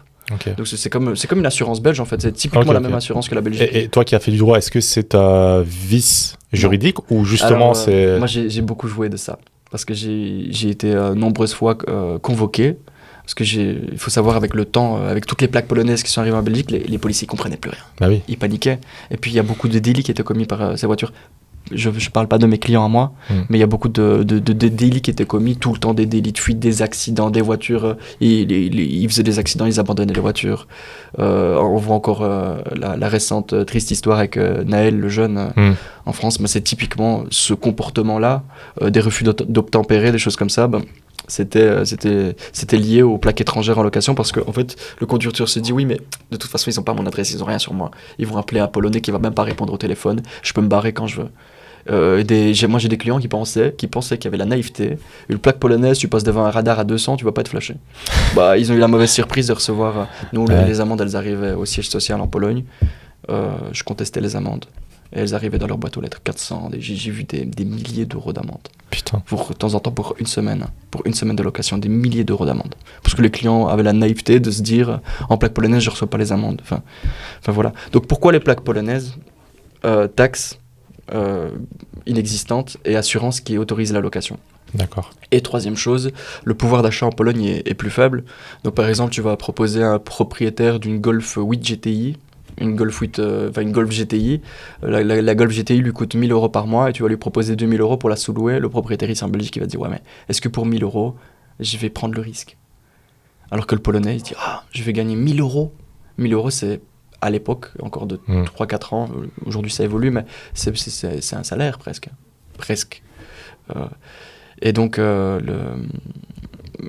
les Polonais envoyaient énormément de voitures en location. Donc, beaucoup de voitures passaient par mois, mais ils fournissaient aussi d'autres gens à Bruxelles. Des mecs qui travaillaient pas proprement, qui n'ont pas de société. C'est-à-dire, les Polonais me donnaient même des voitures à sous-louer en Belgique à des personnes qui n'ont pas de société. Ouais. Et donc, au final, c'était entre guillemets le bordel dans Bruxelles. C'était le bordel ici, même à Liège. À Liège, c'est moi qui j'ai géré tout Liège pendant 2-3 ans en location. Putain. C'est-à-dire que j'avais 20 voitures qui tournaient. Et à un moment donné, tu pouvais pas, avec les Polonais, avoir un peu le monopole, vu que tu étais le mec le plus clean. Non, parce qu'il y a plein de fournisseurs, en fait. Il y a plein de fournisseurs différents. Chacun, c'est comme la Pologne, c'est grand comme la France. Donc ça veut dire, même si tu as tous les fournisseurs de voitures de Paris, tu auras Lille, tu auras Bordeaux, tu auras Lyon. Enfin, c'est impossible d'avoir le monopole. Tu peux pas le négocier. Et comment tu gérais ça? Tu avais une équipe? J'avais pas d'équipe. J'avais 2 potes à moi. J'avais 2 potes à moi qui travaillaient, qui m'aidaient en logistique, déposer les voitures. Mais c'est moi qui m'occupais de tout. Et j'essayais un minimum de les laisser faire les transactions. Donc à un moment, j'avais des bureaux à Bruxelles, mais sauf que j'avais encore ma clientèle liégeoise. J'avais Namur, j'avais Charleroi aussi. Donc j'avais des clientes partout. Et de temps en temps, t'es vendredi soir, il te reste 9 voitures sur ton parking. Tu vas tout faire pour atteindre ton chiffre d'affaires. À savoir, une belle voiture en location, c'est plus ou moins 800-900 euros 900 euros le week-end. Et quand tu as 8 voitures qui dorment, tu as une adrénaline, tu poses sur les réseaux, tu relances des clients que tu connais, tu dis tu veux pas, je vais te faire une réduction pour ce week-end, je vais te faire un bon prix, semaine, mois. Et c'est vraiment le côté où, entre guillemets, t'es comme... t'as un peps d'énergie, moi j'avais toujours ça, une stimulation d'énergie le vendredi si je voulais louer pour mon week-end. Et on livrait même les voitures, donc du coup. Et c'était vraiment un bordel monstre au niveau de la logistique. Incroyable. Et du coup, parce que là on parle des côtés positifs, parlons un peu des problématiques. Les problématiques, je pense, il y a plusieurs problématiques. La première problématique, c'est que j'étais fort exposé sur les réseaux. Ouais, c'est dangereux. À cause des Reels, à cause des vidéos, j'ai explosé sur les réseaux, j'avais 30 000 abonnés. Mais les gens savaient que c'était toi? T'étais connu en tant que ta boîte ou en tant que personne? En fait, j'étais connu en tant que personne reliée à la boîte. Et, et quand j'ai commencé le marketing de H-Rent, donc la société de location, je faisais du marketing personnel. Du personal branding. Du personal branding comme Angèle Fivet le fait. Parce qu'Angèle Fivet, il est dans son bureau au Luxembourg et il a c'est pas de la clientèle au détail. Moi, j'ai de la clientèle au détail où je suis tous les jours au contact. Et donc, ça attire les mauvais regards. Hein. On m'a fait des guet-apens, on a essayé de me braquer dans mon bureau, on a essayé de me carjacker plusieurs fois. C'est des fous. Ils se disent, ce petit-là, il fait de l'argent, on va le sauter. Ce petit blanc-là, on va le sauter. Ce petit blanc, on va le sauter. Tu vois, je suis désolé. La location, c'est un milieu aujourd'hui qui est fort tenu par les étrangers. Et moi j'étais le petit blanc, le flamand, on m'appelait comme ça. Je suis même pas flamand, je suis même pas. Mais voilà, c'était toujours le flamand. Et parlait comme ça de moi dans les quartiers. Et tu peux nous partager en détail des anecdotes de fou Des anecdotes de fou, peut-être que Loris, je sais pas si tu me connais depuis quelques années. Elle est où la RS5 rouge? La RS5 rouge, c'est une belle histoire. C'est la première voiture que j'ai. Il faut savoir que par la suite, j'ai ouvert une société en Pologne. Et donc j'ai sorti mes propres leasing au bout de quelques mois quand j'avais des bons chiffres d'affaires. Je prends une Audi RS5 en leasing, je la ramène en Belgique et le premier mois je la loue tout le temps. 300 euros la journée, elle est louée 29 jours sur 30 le premier mois. 300 euros la journée minimum. En week-end je prenais même plus cher. Je fais 9000 le premier mois, je dis c'est bon. Le RS5, les mensualités, l'apport, tu déposais 10 à 15%, ça dépend. Quand tu as une société récente, tu peux déposer jusqu'à 20% d'apport. Et puis les mensualités de leasing, elles sont minimes, c'est 1000 euros par mois. Je fais 9000 le premier mois, je me dis génial. Le deuxième mois commence, j'ai une personne qui m'appelle comme d'habitude sur mon téléphone, je connais pas. Et elle me dit j'ai le mariage de ma nièce jeudi, donc j'aimerais bien vous louer 48 heures. On est mercredi. Je lui dis écoutez, pas de souci, je lui donne l'adresse. Vous pouvez venir chercher le véhicule. Ils viennent, donc ils payent la caution, 3 500 €. Ils payent la location, les 48 heures, 700 €. Tout, donc tout le paiement est top, nickel. Carte d'identité, permis de conduire, je réalise le contrat. Et j'ai un pote qui a, au moment de la transaction, j'ai un ami, il est avec moi. Mais quand t'es là, t'es tout seul? Je suis avec un ami Okay, qui m'a aidé de déposer la voiture juste. Ok. Et mon pote, il dit, il y a un truc que je sens pas, pourquoi est-ce que dans la voiture derrière, il y a 3 mecs qui attendent? Ouais, mais moi, j'avais déjà fait le contrat. C'est quand je reviens dans la voiture, je lui dis, il me dit, il y a 3 mecs qui attendent dans une voiture là derrière. T'as pas remarqué? Et moi, j'étais pas parano à l'époque. J'étais pas en train de regarder à chaque coin de rue, est-ce que je suis suivi? Je dis, c'est bizarre. Mais mon pote, il est bête parce qu'il me le dit après ma transaction, j'ai déjà donné les clés, la voiture, elle a démarré, elle est partie. Mais je me dis, attends, la personne me donne sa vraie carte d'identité, son vrai permis de conduire. Signe le papier, il y a un contrat, franchise, 30 000 € en cas d'accident, me paye. Je dis, il est où le problème? Ils ont 35 ans. Le lendemain matin, je me réveille quand même un peu perplexe et je repense à ce que mon pote m'a dit. Et je regarde les GPS de la voiture, parce que toutes les voitures sont suivies en temps réel. Et je vois que la voiture, elle est garée depuis 6-7 heures. Mais elle m'avait dit qu'elle avait le mariage de sa nièce dans des entrepôts, enfin dans un zoning à Zaventem. Alors que la dame, elle vient pas de Zaventem. Je lui dis, il y a quelque chose qui va pas. Je prends ma voiture directement, je vais sur place. J'arrive dans une espèce de zoning à entrepôt. Et je vois, il n'y a pas de voiture. La voiture, elle borne ici, et c'était plein de garages. Moi, j'appelle deux, trois contacts que j'avais. On commence à sauter, 1 porte, 2 portes, 3 portes. On cherche la voiture, on se dit, elle est où? Il y a un problème. On le savait, je sentais qu'il y avait un problème. La personne ne me répondait pas au téléphone. Le client ne répondait plus au téléphone, bam, messagerie, tout. Et j'ai dit, ça commence. Les flics arrivent, évidemment, tu sautes 1, 2, 3 garages. On n'a rien pris, mais les flics arrivent. Et je dis, écoutez, on m'a volé mon véhicule, sûr à 100% le véhicule est volé. Parce que la balise GPS dit qu'elle est là, la voiture n'est pas là. Et les flics, ils me disent, déjà, première chose, la police me dit, vous n'avez même pas le droit de porter plainte pour vol, vous devez attendre la fin du contrat. À la fin donc, ça veut dire que je devais attendre vendredi 18h pour aller porter plainte. J'arrive au commissariat, on me respecte pas, on me fait attendre 3 heures pour porter plainte. Moi, je deviens fou. C'est une voiture à 90 000 €. On vient de me voler une voiture à 90 000 €. Et le policier en face de moi, ah, c'est une plaque polonaise. Je m'en fous. Bah non. Je lui dis, c'est une dinguerie. Il dit, je m'en fous. Je lui dis, mais la déposition, vous allez rechercher la voiture. Je lui dis, j'ai des GPS. La voiture, elle s'est arrêtée à cette pompe-là, à 22h30. Une pompe d'autoroute. À 23h30, elle était dans ce quartier-ci. Là, je lui donne toutes les adresses avant qu'elle arrive là, avant que le véhicule disparaisse. Et le policier me dit, on verra. C'est une voiture plaque polonaise, on a d'autres choses à faire. Ça, c'était la mentalité de la police. Et j'étais tout paniqué. Je me dis que moi... En plus, c'était même pas un vol. C'est pas un vol avec violence. J'aurais dû mentir. C'est fou, mais j'aurais dû mentir.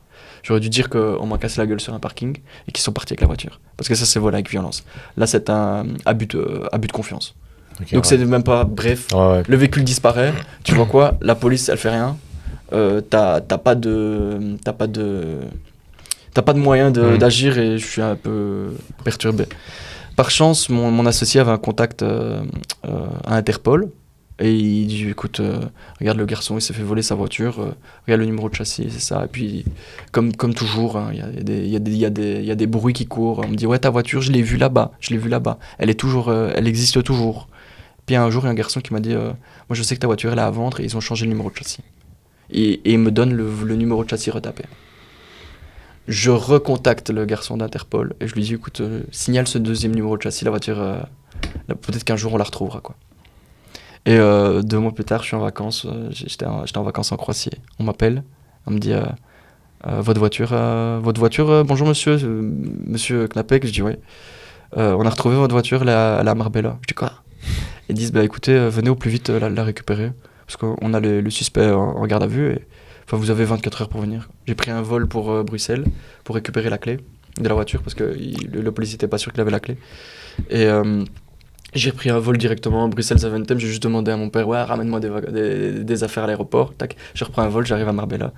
Et voilà, j'arrive devant les policiers d'Interpol. Je dis, hello, it's my car. Déjà, ils regardent, c'est un enfant. Ils se disent, c'est sa voiture. Je dis, ouais, c'est vraiment ma voiture. Je donne les papiers, tout, les déclarations de vol, tout. Et au final, voilà, c'était une bande organisée qui avait volé. Mais c'était des vrais spécialistes. Donc c'était une voiture qui était commandée. Ils ont fait une doublette, si je comprends bien. Ils avaient réimmatriculé la voiture. Ils avaient réussi à la réimmatriculer avec la complicité de certaines personnes à l'autosécurité, enfin bref. Incroyable. Donc le véhicule a été retrouvé grâce à un informateur qui m'avait donné le bon numéro de châssis, le second. L'importance du networking. Ouais, mais c'est des salles, c'est comme c'est réellement des salles. Et t'as eu des représailles ou quelque chose comme ça par rapport à ça? Alors il faut savoir une chose, donc j'ai eu un papier officiel, une autorisation de circuler avec ces plaques-là, le temps que le dossier se réglemente. Donc moi déjà première chose, je m'en fous, mais je suis revenu d'Espagne à 250 partout pour que le voleur se prenne beaucoup d'amendes. Pour être honnête, frérot, je vais être honnête, les gars, c'était déjà ma première façon de me venger, tu vois. La voiture, on te la vole, pendant 5 mois tu la cherches, tu la retrouves, tu vois qu'elle a été immatriculée, je dis ah bah ouais, lui je vais lui coller toutes les plus belles amendes du monde. Mais ils sont forts. Mais en plus, t'as eu sa carte d'identité. Non, c'est une personne qui a été payée par un groupe. Ouais, et cette personne-là était insolvable, celle qui a loué, c'est très certainement. Ouais. Je suis en train de donner de mauvaises idées aux auditeurs, mais c'est souvent comme ça quand ils veulent faire quelque chose, voler une voiture. Ils envoient quelqu'un d'insolvable. Waouh. Ils envoient entre guillemets un tox. C'est connu de toute façon. Ça. Bien sûr. Okay. Tu vois, comme quoi la location, tout le monde rêve de ça, mais au final, tu te retrouves dans des bourbiers. Tu te retrouves dans des bourbiers pas possibles. T'as la banque qui t'appelle, t'as des problèmes avec tes assurances. Nous, par exemple, on avait une flotte de 10 voitures françaises. Il y a 2-3 sinistres. Ton assureur t'appelle, il te dit ouais, je te vire de ma flotte je te vire de notre compagnie. Tu dois retrouver un nouvel assureur. C'est galère. T'as les frais d'entretien aussi. Ça, c'est un gros problème. J'imagine. C'est les frais d'entretien sur les véhicules parce que la location de voitures, les clients, les voitures de sport, ils les bombardent. Je vais donner un simple exemple, Laurie, c'est ce que tu te rappelles de la Ferrari. La Ferrari California. Belle voiture. Hein. Il a quand même sorti. C'est celle qui avait été élue plus belle voiture au monde, là, il y a une année. Oui, et c'était encore la California qui était dessinée par Pininfarina. Ouais, qui avait 2014. Qui avait suivi le nombre d'or pour faire sa voiture, je sais pas quoi, là. Je pense. On en parle quand même que ce gosse, comme tout le monde le dit, a quand même sorti une Ferrari à sa vingtaine, hein, quand même. Hein. En plaque polonaise en plus. Ouais. En plus, insolent. Ferrari plaque polonaise, S63 plaque polonaise, Porsche 911 GTS plaque polonaise, RSQ8, Macan, Cayenne, tout. En fait, tout Maybach. ce qui... Non, c'est pas une Maybach, c'était Classe S. Classe S, ça c'était une de mes voitures préférées. Et donc en fait, je gérais tout. Mais comment tu t'arrives à gérer tout ça si jeune et... Ça vient avec le temps. Et en fait, une chose que je vais dire aussi, c'est qu'il faut grandir et évoluer à son rythme. Moi, j'ai évolué trop vite, c'est ce qui m'a amené à ma perte aussi. J'ai voulu évoluer trop vite et j'étais pas prêt, peut-être même mentalement. Et le cadre de travail n'était pas encore prêt pour ça. Ouais. Mais j'ai voulu scale parce que je me disais, peut-être qu'avec 10 voitures, je fais, admettons, 15 000 € de bénéfices par mois. Puis je me suis dit dans ma tête, avec 20, je vais faire 30. Mais les calculs sont pas bons. Il y a beaucoup plus de problèmes. Il y a beaucoup plus de problèmes au niveau de... tu peux pas aussi bien louer 10 voitures que 20 voitures. Parce que sur les 20 voitures, tu auras peut-être quelques moins bons clients. Tu as les voitures qui dorment. Bon, j'aime pas son profil, mais je vais lui donner. Tu vas prendre le risque 1 fois, 2 fois, 3 fois. La 4e fois, la voiture, elle termine dans un mur.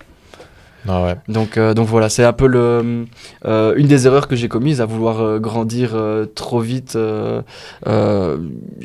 Pendant un moment, je me sentais intouchable. En fait, je me sentais vraiment intouchable. Je me disais, j'ai trouvé le filon, je vais devenir millionnaire, ça va marcher.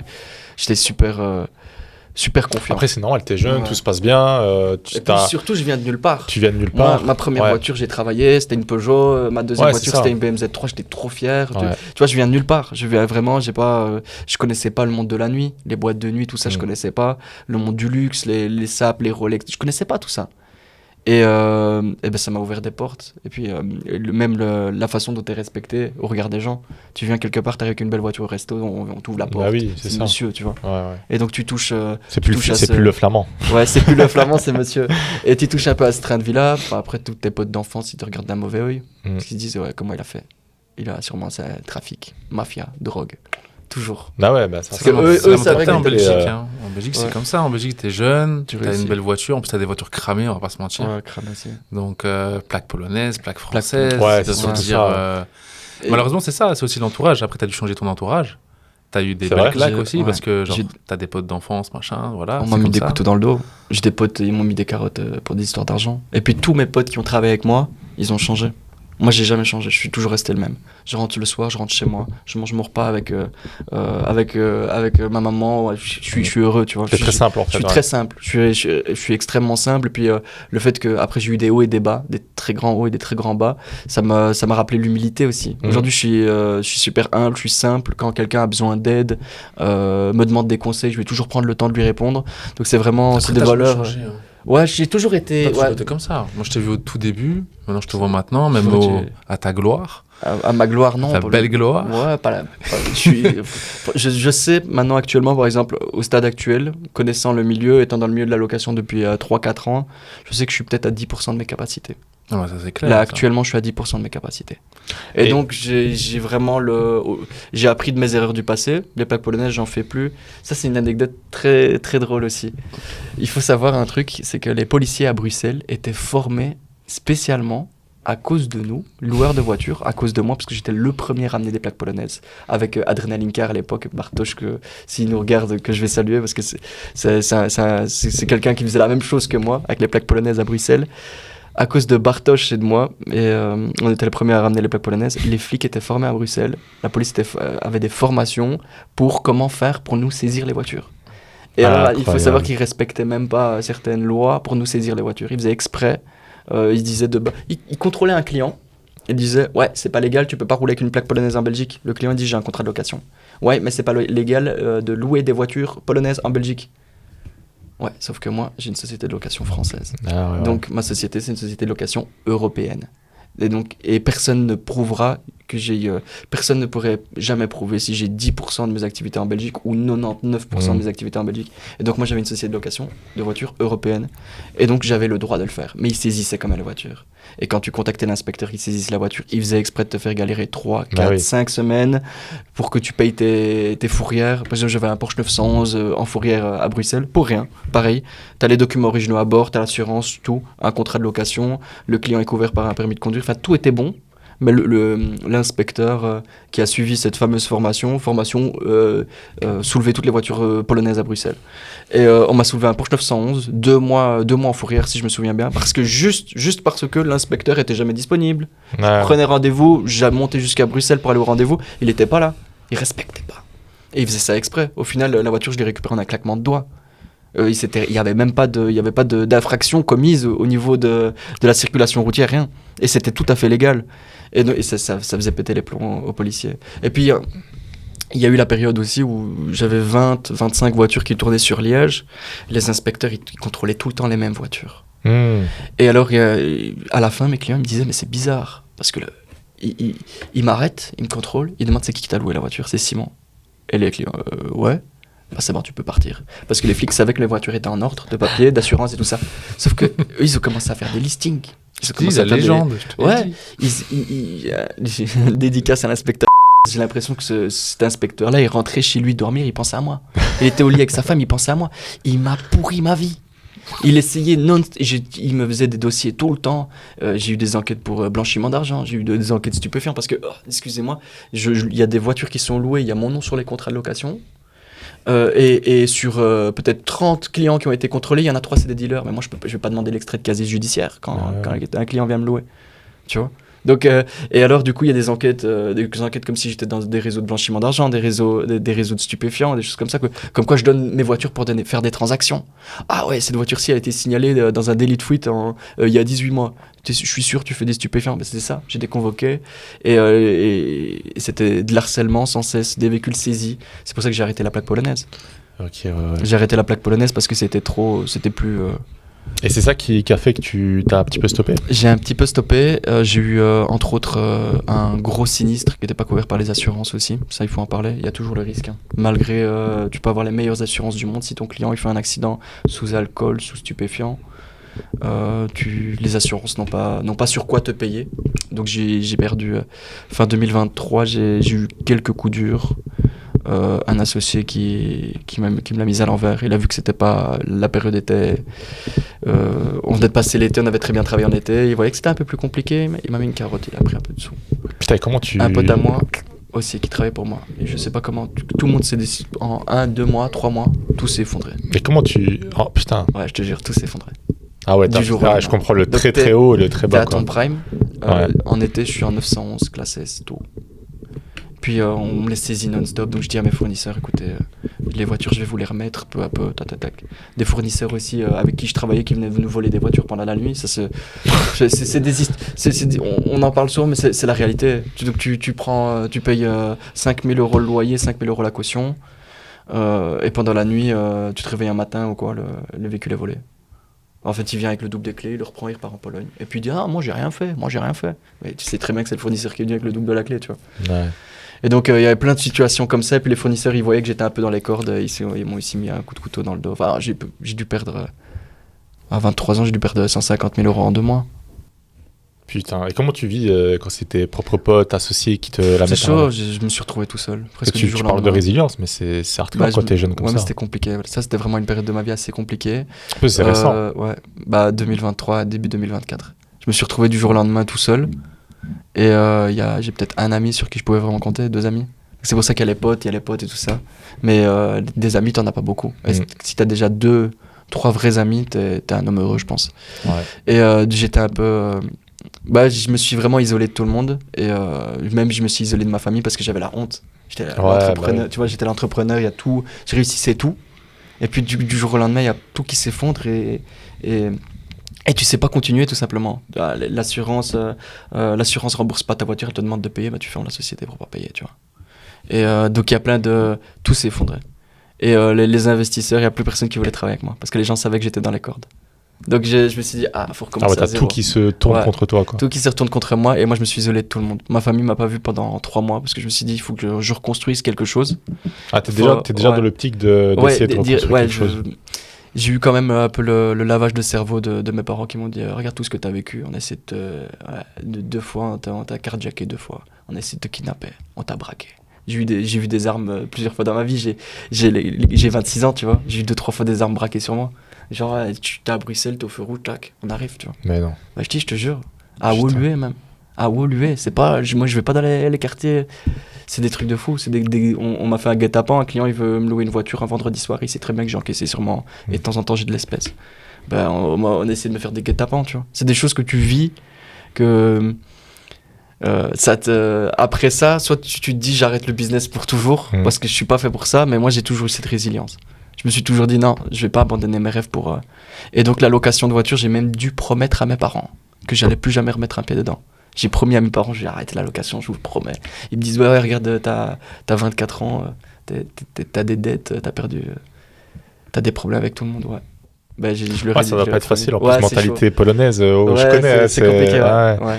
C'est Et compliqué, et du coup mes parents me poussaient, me disaient ouais mais tu reprendrais bien un travail normal. Et j'ai fait pendant 2-3 semaines je me posais des questions. On m'a proposé des très beaux postes au Luxembourg parce que j'avais pas mal j'ai du bagou, je plais aux entretiens d'embauche, et donc on m'a proposé entre autres un très beau poste au Luxembourg. Je vais le premier jour travailler. T'as été travailler? J'ai été travailler le premier jour et je regarde le patron, je lui dis je sais bien que tu m'as accordé ta confiance, il y avait 10 autres candidats derrière, il les a pas pris, il m'a pris moi. Et puis je lui dis écoute, c'est pas fait pour moi. Il me dit, au fond de moi, Simon, je le savais bien, qu'il m'a dit. Donc voilà, j'ai fait un jour en tant qu'employé. Et puis je me suis dit, non, maintenant je reviens, je me bats pour mes rêves. Faisant de la location, j'avais des contacts dans le premier investisseur, la première personne qui a cru en moi, le business de la location, le business de l'import-export. Moi, je l'ai appelé, je lui ai dit, écoute, tu me connais. Tu sais bien que je t'ai jamais volé 1 euro, rien. T'as du travail pour moi. Il m'a dit, ouais, il y a du travail sur Paris, sur Lille. Du jour au lendemain, je suis parti. Je suis parti travailler là-bas. Je faisais de la gestion début 2024. Ok, donc c'est rapidement après. Ouais. Donc je faisais de la gestion d'entrepôt-logistique, les langues. Je maîtrise le polonais, l'anglais et le français. Et du coup, dans les transports, 70% du transport européen, c'est les Polonais. J'avais des contacts, j'avais le contact facile. Et donc voilà, je gérais la logistique, les transports, chargement, déchargement. Et toute la journée, je faisais ça. Donc de 8h jusqu'à 22h. À 22h, pour moi, je savais... Ça allait pas dans ma vie. Donc moi, je pouvais pas rentrer, dormir. Ça va pas, il faut que tu te relèves. Je faisais la livraison de nuit. Donc ça veut dire que je faisais 8h. 22h, je faisais des tournées de livraison. Et donc, toute la nuit, je pouvais rouler, je pouvais faire Paris, Lille, revenir du côté de Lille ou Charleroi, peu importe. J'ai géré des dépôts du côté de Charleroi, de Lille, de Roubaix. Je connais tout le nord de la France comme ça, parce que j'allais voir les clients, etc. Et voilà, je faisais que travailler. Très rapidement, j'ai remonté une grosse partie de mes dettes. Et voilà. Donc c'est la résilience. Donc tu es dans le milieu de la location de voitures de luxe. Dis-toi, il y a 3 mois avant, 3 mois avant, tu es en Porsche. 3 mois plus tard, tu es dans des entrepôts en train de te casser le dos de temps en temps à faire des tournées de livraison. Mais tu sais que tu reviendras. Il faut avoir une sacrée force et un sacré mental pour se dire « Ok, aujourd'hui, je suis dans la merde, mais je vais y arriver. Je vais y retourner. » Malgré tous les coups que j'ai pris, c'est un truc de fou. Et j'avais des problèmes avec des gens avec qui je travaillais parce que tu vois, quand tu as toute ta société, l'argent il tourne. À un moment, tu es en manque de fonds, bah, tu as des dettes qui se créent ailleurs, à gauche, à droite. Et puis tu essaies de jongler, tu essaies juste de te sauver. Quand c'est la merde, tout s'effondre tout autour de toi. C'est pour ça que je voulais le ramener. Tu tombes et tu t'accroches. Et quand tu es en train de tomber, tu essaies de t'accrocher à des mains et les gens ils te lâchent tous. Justement, on va rebondir là-dessus. Pose une petite question comme ça. Comment, au moment où il y a tout le monde qui te lâche, entre guillemets, où c'est vraiment la merde, qu'est-ce qui fait que tu t'abandonnes pas? Ouais, qu'est-ce qui fait que tu as envie, tu as toujours cette vision de rebondir, d'aller prendre un travail, parce que la plupart des gens, ils pourraient être regarde, quoi, tu vois. On parle de l'e-com. Au pire, tu pourrais même mal tourner, tu vois. Ouais. Regarde, si on parle de l'e-com. En e-com, les gens, ils se font bloquer un compte Stripe, ils se font bloquer un compte PayPal, il y a un fournisseur qui leur tord le dos, ils ont envie d'abandonner. C'est ça. Ou ils ont perdu 1000 balles dans la journée, ils disent « Oh, c'est bon, je suis pas fait pour ça, j'abandonne. » Dans tous les business en ligne, c'est comme ça. Ouais. Moi, pourquoi je voulais le ramener dans le podcast, c'est que lui, il vit les business physiques, la vraie vie, la vie dure. Alors, il y a beaucoup d'argent, mais il y a aussi beaucoup de galères, parce que nous, entre guillemets, on est sur nos téléphones, on est sur des PC. Nous, en 3, les problèmes, on les voit à travers un écran. Lui, il les voit en face à face. Et c'est plus difficile, parce que nous, en soi, c'est un jeu. Notre vie, c'est un jeu. C'est des chiffres sur un écran. Tandis que lui, c'est du business physique, des vraies structures, des entrepôts, des voitures, des humains à gérer. Et en fait, ça, comment on fait quand on a les gens qui nous veulent notre mort, parce qu'on va se dire, c'est des gens qui voulaient ta mort. Ouais. T'as là des vraies dettes qui tombent, parce que c'est pas des 100 €, hein. C'est des vraies dettes qui tombent. On parle par 10, 15, 20, t'as un coup de fil, c'est 20. T'as tes parents qui te disent en plus de ça, compliqué. Ouais, t'as le côté un peu honte, etc. T'avais ton réseau, il te retourne le dos, tes associés proches. On fait comment dans cette situation? En fait, tout ce que t'as construit en tant que business et humain, c'est cool. Tout s'effondre. Qu'est-ce qui se passe? Des associés sur qui tu t'es construit. Tu t'es construit, je me suis construit avec eux. C'est au-delà du business, quoi. Et tout le monde t'abandonne, tu restes tout seul. Qu'est-ce qui se passe dans le cerveau?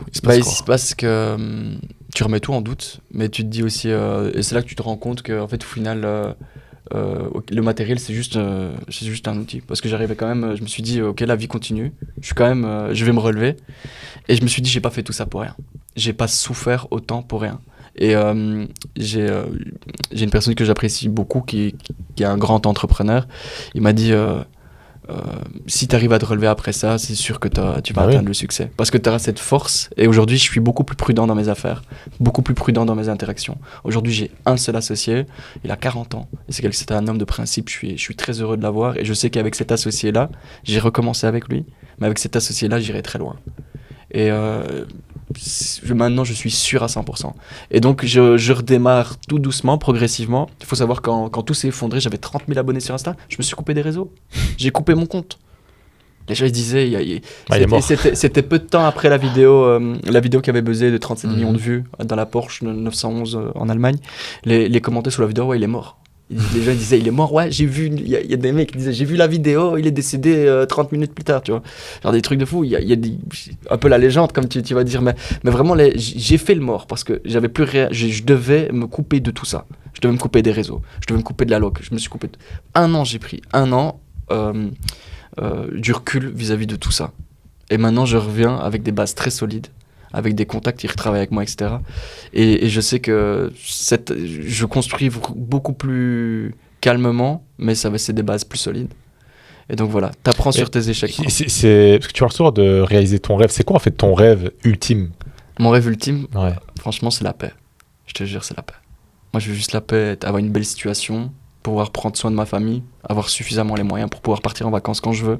Et c'est déjà un objectif que j'ai réalisé maintenant. Je veux partir en vacances 1 semaine, 2 semaines. Aujourd'hui, ma copine a besoin de moi. Elle me dit j'ai besoin de toi pour emménager pour un nouveau truc. Je prends 3 jours. Ma famille a besoin de moi. Je pars aussi.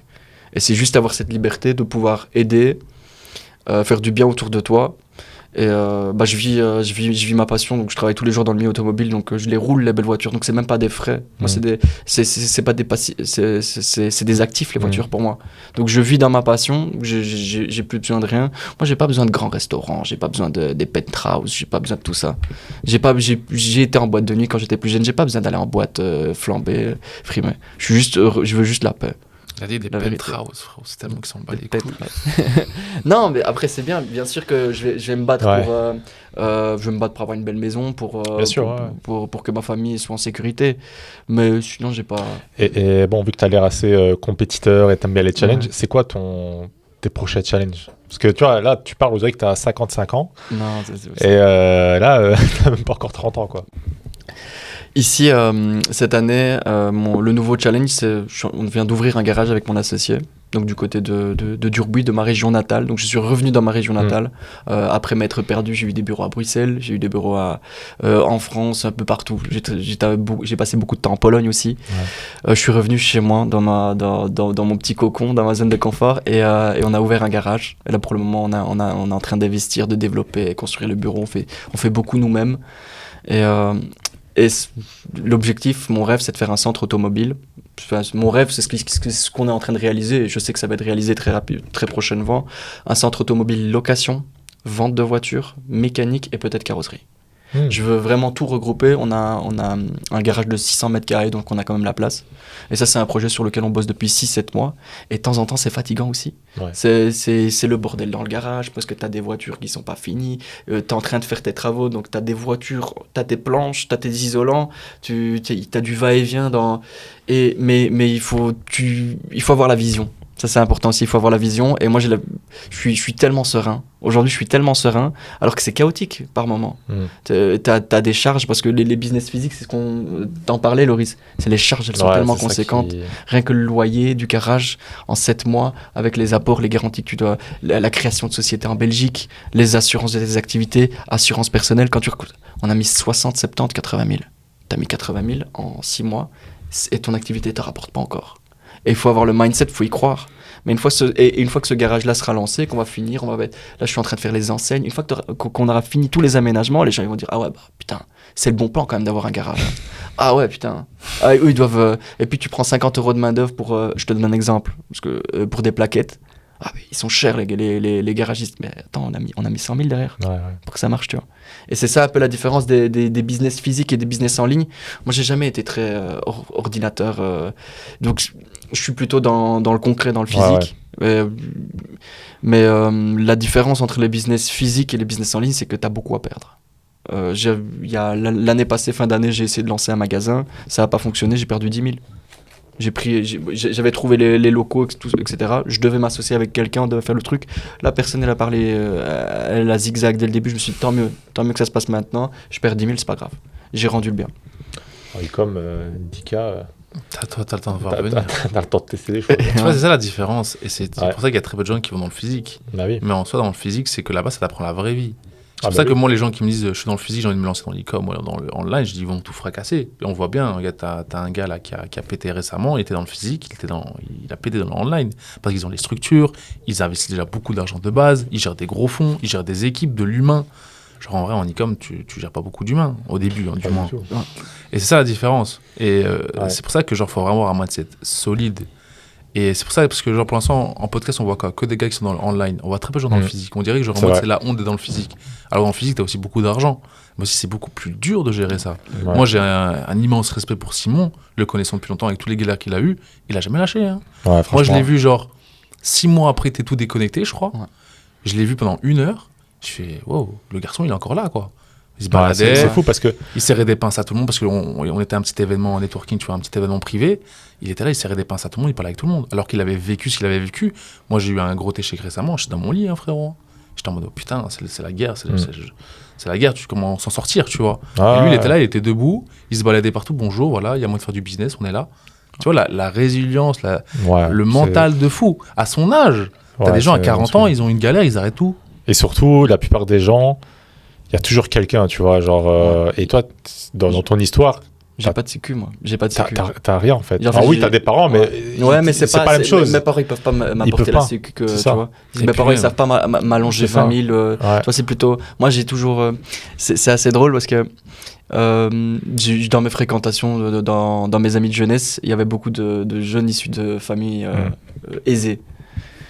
Et alors, ces jeunes-là, en fait, ils rêvent de recevoir des cadeaux. Ouais. Toute leur jeunesse. Moi, toute ma jeunesse, je rêvais de faire des cadeaux. Et c'est ça un peu la différence, un peu dans l'éducation aussi que j'ai eue. Moi, j'ai toujours... mon plus grand rêve, c'est d'offrir la dernière Porsche à mon père, tu vois. C'est de dire à ma maman, ben voilà, t'as plus jamais de crédit à payer, j'ai tout soldé, tu vois. C'est ça un peu les rêves, les objectifs, mais des enfants qui sont issus d'une famille, d'une famille un peu plus aisée, ils n'auront pas cette mentalité-là, ils n'auront pas ce mindset. Moi, je sais que je démarre plus ou moins de rien. De rien, je dirais pas, parce que j'ai quand même eu l'ouverture d'esprit et puis les langues aussi, qui m'ont ouvert énormément de portes. Tu vois, si je parlais pas le polonais, si je parlais pas l'anglais, je ferais pas du business avec les Allemands, je ferais pas du business en Pologne. Aujourd'hui, je vais en Pologne, en 30 minutes, Non, j'ai mais signé un il y a contrat. beaucoup de gens qui parlent des langues et qui n'ont pas l'audace ou le culot d'aller. C'est le culot, surtout la Ouais, Mais c'est culot, le, c'est pas- ouais, c'est C'est- le on- tout on qu'il parle- faut. Ouais. On parle beaucoup de chance. Par exemple, il y en a, voilà, il a rencontré telle personne, ça lui a ouvert des portes, mais faut aller la rencontrer, il faut aller parler avec la personne, faut, tu vois. Les opportunités, il faut les créer. C'est comme ici, enfin, on va imaginer, tu as un couloir avec 20 portes. Si tu ouvres la première porte, tu vérifies, il n'y a rien dans la pièce. Tu refermes, tu as testé une porte et tu as de grandes chances de tomber sur personne d'intéressant. Mais si tu testes les 20 portes, moi j'ai toujours fait ça toute ma vie. J'en trouve la porte, je regarde. C'est intéressant, pas intéressant. Est-ce que j'ai quelque chose à proposer? Non. Je referme la porte, je passe à la suivante. Et j'avance comme ça. Par contre, une fois que tu trouves un associé, quelqu'un que tu peux vraiment considérer comme un frère, quelqu'un sur qui tu pourras toujours compter, faut s'y tenir, il faut être fidèle, il faut être sérieux. Ça aussi, dans le business physique, c'est tellement plus... C'est différent que le business online. En fait, tout est Parce que- plus extrapolé, Ouais. entre guillemets. Tu as les relations humaines qui Ouais. sont beaucoup plus difficiles à Ouais, gérer. C'est normal, online, tu appuies sur des boutons en soi. Ouais. Nos fournisseurs à nous, Ouais. par exemple en Chine, c'est des numéros de téléphone. Ouais. En soi, le gars, tu l'as plus, demain tu raccroches, Oui, tu en prends virtuel. un autre. Tandis que toi, c'est différent, ton fournisseur de voiture, tu as intérêt à garder une bonne relation avec lui. C'est ça. Parce qu'il n'y a que lui qui fournit comme ça. En Chine, il y a des Chinois partout, donc tu peux toujours trouver des bons fournisseurs à gauche, à droite. C'est pour ça que ça n'a rien à voir, c'est le jour et la nuit. Ouais. Il y a juste un seul défaut qu'il y a en ligne et qu'il n'y a pas dans le business physique, c'est qu'en ligne, tu peux rapidement passer de l'e-com, ça marche pas, je fais autre chose. Donc les gens se prennent moins la tête, genre ça marche pas pour moi, l'e-com, vas-y, je fais autre chose, tu vois. Alors que dans le business physique, recommencer autre chose, il y a de l'investissement, etc. Et C'est quand le tu seul regardes truc, bien, les plus grosses fortunes belges qui sont dans le physique, ils ont pris combien de temps avant d'avoir leur fortune? 30, Ah ouais, 40 ans. Ouais. Mais c'est abusé. le problème des business physiques. Hier, je suis parti chercher cette nuit à l'aéroport un ami. Et bref, je m'en fous, une connaissance. Il est dans les business salles. Il génère beaucoup de cash. Il faut savoir une chose, quand tu es dans les business salles et que tu fais du cash, oui, d'accord, 10 000 euros par mois, tu peux t'acheter des sapes, tu peux voyager, tu peux faire d'autres trucs. Mais au final, avec cet argent, tu sais rien faire. Ouais. Tu sais rien faire. Et il me disait, ouais, mec, j'aimerais bien faire. Puis je lui dis, il faut que tu lances un business physique. Entre guillemets, bon, je lui ai donné les conseils qu'il faut pas donner, mais tu lances un business physique, tu ouvres ton truc, tu blanchis un peu d'argent dedans, et puis, ouais, ça s'appelle du blanchiment, mais il a investi, ouais, voilà, appelons un chat un chat. Je lui ai dit, mais blanchis ton argent, lance un business physique, et puis si, admettons, tu ouvres un paquet ou tu ouvres un petit paquet, tu ouvres une petite supérette, elle marche bien, tu ouvres une deuxième, tu ouvres une troisième. Après, tout le monde demande comment ils font les mecs qui sont devenus riches dans les business physiques. Ben, ils ont commencé par un magasin, puis un deuxième, puis un troisième. Moi, j'ai vu plein de choses. Mon associé pour qui je travaillais dans l'import-export, il a commencé des stations-service. Mais il a racheté une vieille pompe.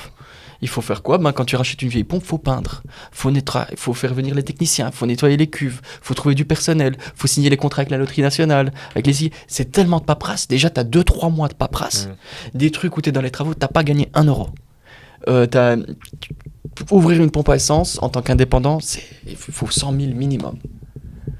En tant que franchisé, il faut 20 000, plus ou moins. Comme ça, vous avez le... Et il en a ouvert une première. La première n'est pas encore rentable, qu'il ouvre déjà une deuxième. La deuxième n'est pas encore rentable, il ouvre déjà la troisième. Et c'est comme ça qu'on est entrepreneur. C'est quand on investit, on prend des risques. Et il n'y a rien à faire. Et il peut se casser la gueule. Hein. Il s'est déjà cassé la gueule aussi. Tout le monde se casse la gueule. Les plus grands entrepreneurs, c'est ceux qui ont le plus d'échecs au final. Et en ligne, qui apprend ça? C'est quoi l'école? L'école, c'est lancer un TC à 50 balles. C'est prendre des douches froides. Mais en fait, c'est ça le différence, c'est qu'en fait, quand tu regardes bien, la génération d'entrepreneurs online a été éduquée par les réseaux sociaux. La génération d'entrepreneurs physiques a été éduquée par quoi? Par le charbon et les échecs. Et c'est pourquoi, genre, les gens dans le physique réussissent beaucoup mieux que les personnes dans l'e-com ou dans l'online. Il y a des gars qui percent, mais quand tu regardes bien le pourcentage de personnes qui se lancent et qui réussissent vraiment, c'est quoi? C'est 1%? C'est 2%? Même pas. Et moi, en vrai, j'ai commencé à changer mon mindset, c'est en entraînant avec des gens comme lui. Des entrepreneurs, des gars dans le physique, qui disent, mais arrête tes conneries, arrête de faire ci, arrête de faire ça, vois grand. Et la vision. Avant, j'avais souvent, je voulais monter 5 à 100 euros, je scalais, mais j'avais pas vraiment la vision derrière. Et c'est le problème dans l'e-com ou même dans le trading ou dans ces trucs-là. C'est qu'en fait, il n'y a pas la vision, c'est juste l'argent pour l'argent. Ouais, mais le problème, c'est que quand tu as fait ton argent, après, tu ne sais pas gérer. Moi, Simon, il m'a connu ma période où je commençais à gagner de l'argent, je commençais à vriller dans ma tête. Parce que pourquoi? Parce que tu étais là que pour l'argent. Tu n'avais pas vraiment de vision. Et quand tu regardes, tout le monde, c'est le même problème. Lui, il bosse OK pour de l'argent, mais pour une vision derrière. Parce qu'avec le physique, tu touches les choses. Donc, tu sais où est-ce que tu vas. Lui, il va commencer par un garage, puis il va faire ci, puis il va faire ça. En soi, c'est des actifs, c'est des bâtiments. En soi, en e-com, c'est un site, c'est un URL. Ouais. C'est pour ça, en fait, cette vision-là, il faut la switcher. Et c'est pour ça qu'en fait, il faut vraiment écouter ce genre de personnes-là. Parce que tu vois, en fait, que l'entrepreneuriat, c'est chaud. C'est dur, mais il faut soit avoir la vision, pas faire ça que pour l'argent. Il faut apporter des choses au monde. Si tu n'apportes rien, bah oui, tu vas gagner de l'argent, mais du jour au lendemain, peut-être ton business va pouvoir se casser la gueule. Il faut des choses tangibles. Et c'est ça, en fait, que le problème de la génération actuelle, quand ils se lancent un business, ils se disent « Ouais, c'est bon, je vais mettre 1000 balles, je vais prendre 100 000 balles demain. » Ça marche pas comme ça. Oui, tu peux le faire. Il y a des exceptions. Trop de fois dans le business, c'est trop beau pour être vrai et c'est tout le temps, c'est véridique. Mais regarde-nous. La réussite trop simple, ça n'existe pas. Regarde-nous avec les cryptos. Tu te rappelles à l'époque. On a perdu des sous.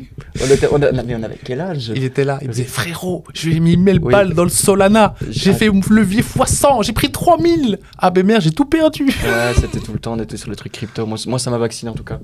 Mais de toute façon, et ça c'est un point que j'aime bien discuter. Les hommes, pour moi, ils ont 3 vices. Les femmes, les jeux d'argent et la drogue et les soirées. Si un homme il arrive à pas tomber dans ces 3 vices, parce que par exemple ce qu'on faisait à l'époque, c'était du jeu d'argent. On mettait en x100, Solana x100, t'attends juste que ça pète. 9 fois sur 10, t'étais en rouge, tu perdais tous tes sous et tu remettais. C'était du vice. Hein. Et tu sais, l'état, je disais frérot, arrête. Non mais frérot, je vais envoyer un virement sur Binance. Le virement il veut pas arriver chez. Arrête. C'est très dur. Et toi, t'as jamais eu envie vraiment d'essayer le online par la crypto, c'est plus un jeu qu'un business, non? Ça y est, arrête, les gars de la crypto, ils vont venir t'allumer ici. Tu te rappelles quand on avait bossé sur un projet? Ouais, on devait lancer, mais on a lancé le petit shop en Pologne. Ouais. Et la boutique, la boutique des lampes. Ouais, un petit peu, on a touché.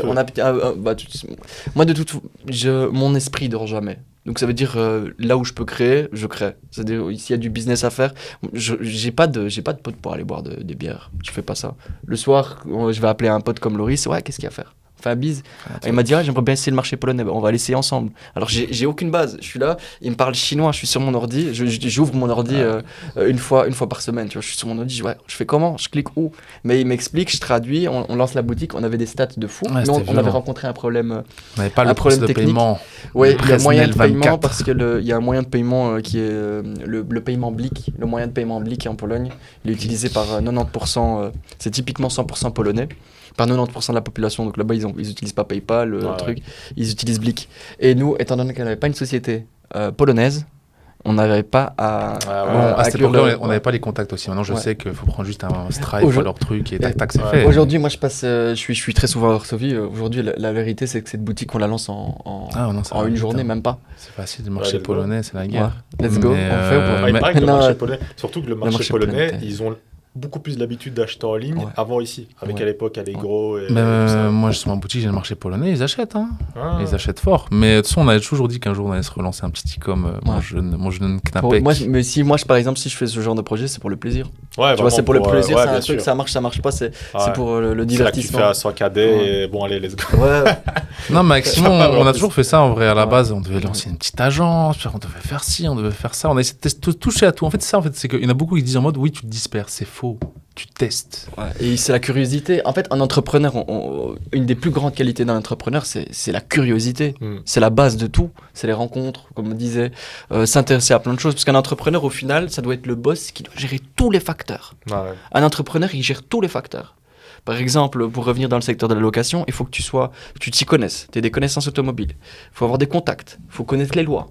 Faut avoir des contacts au niveau pour les entretiens de tes voitures, pour que ça tourne. Avocat. Faut être bon en marketing. Professionnel, Faut être gérant. bon. Faut être bon en marketing. Idéalement, faut avoir une sécurité quand tu travailles là-dedans. Un bon banquier. Ouais, un bon banquier. Ouais, mais bon, bref, tu dois avoir Des tu bons dois gardes avoir du corps. déjà Des tellement. bons gardes du corps. Pour percer dans la location, il faut avoir tellement de compétences. Et si toutes ces compétences-là, tu les as, bah ouais, il y a moyen de réussir, tu vois. Et c'est pour ça que les gens qui disent qu'on se disperse, ok, je suis d'accord, faut pas faire 40 business en même temps, ça je suis d'accord, mais il faut toucher à tout. Si tu touches pas à tout, ça n'ira Ouais, jamais. surtout que tout va très vite. Ça va vite. Regarde par exemple dans l'e-com, en soi, regarde, Simon il m'appelle, il me dit ouais frérot, il y a pas moyen, tu me fais un logo. Bam, on lui fait un logo, tac. Ouais. T'apprends des choses, tu vois. Mm.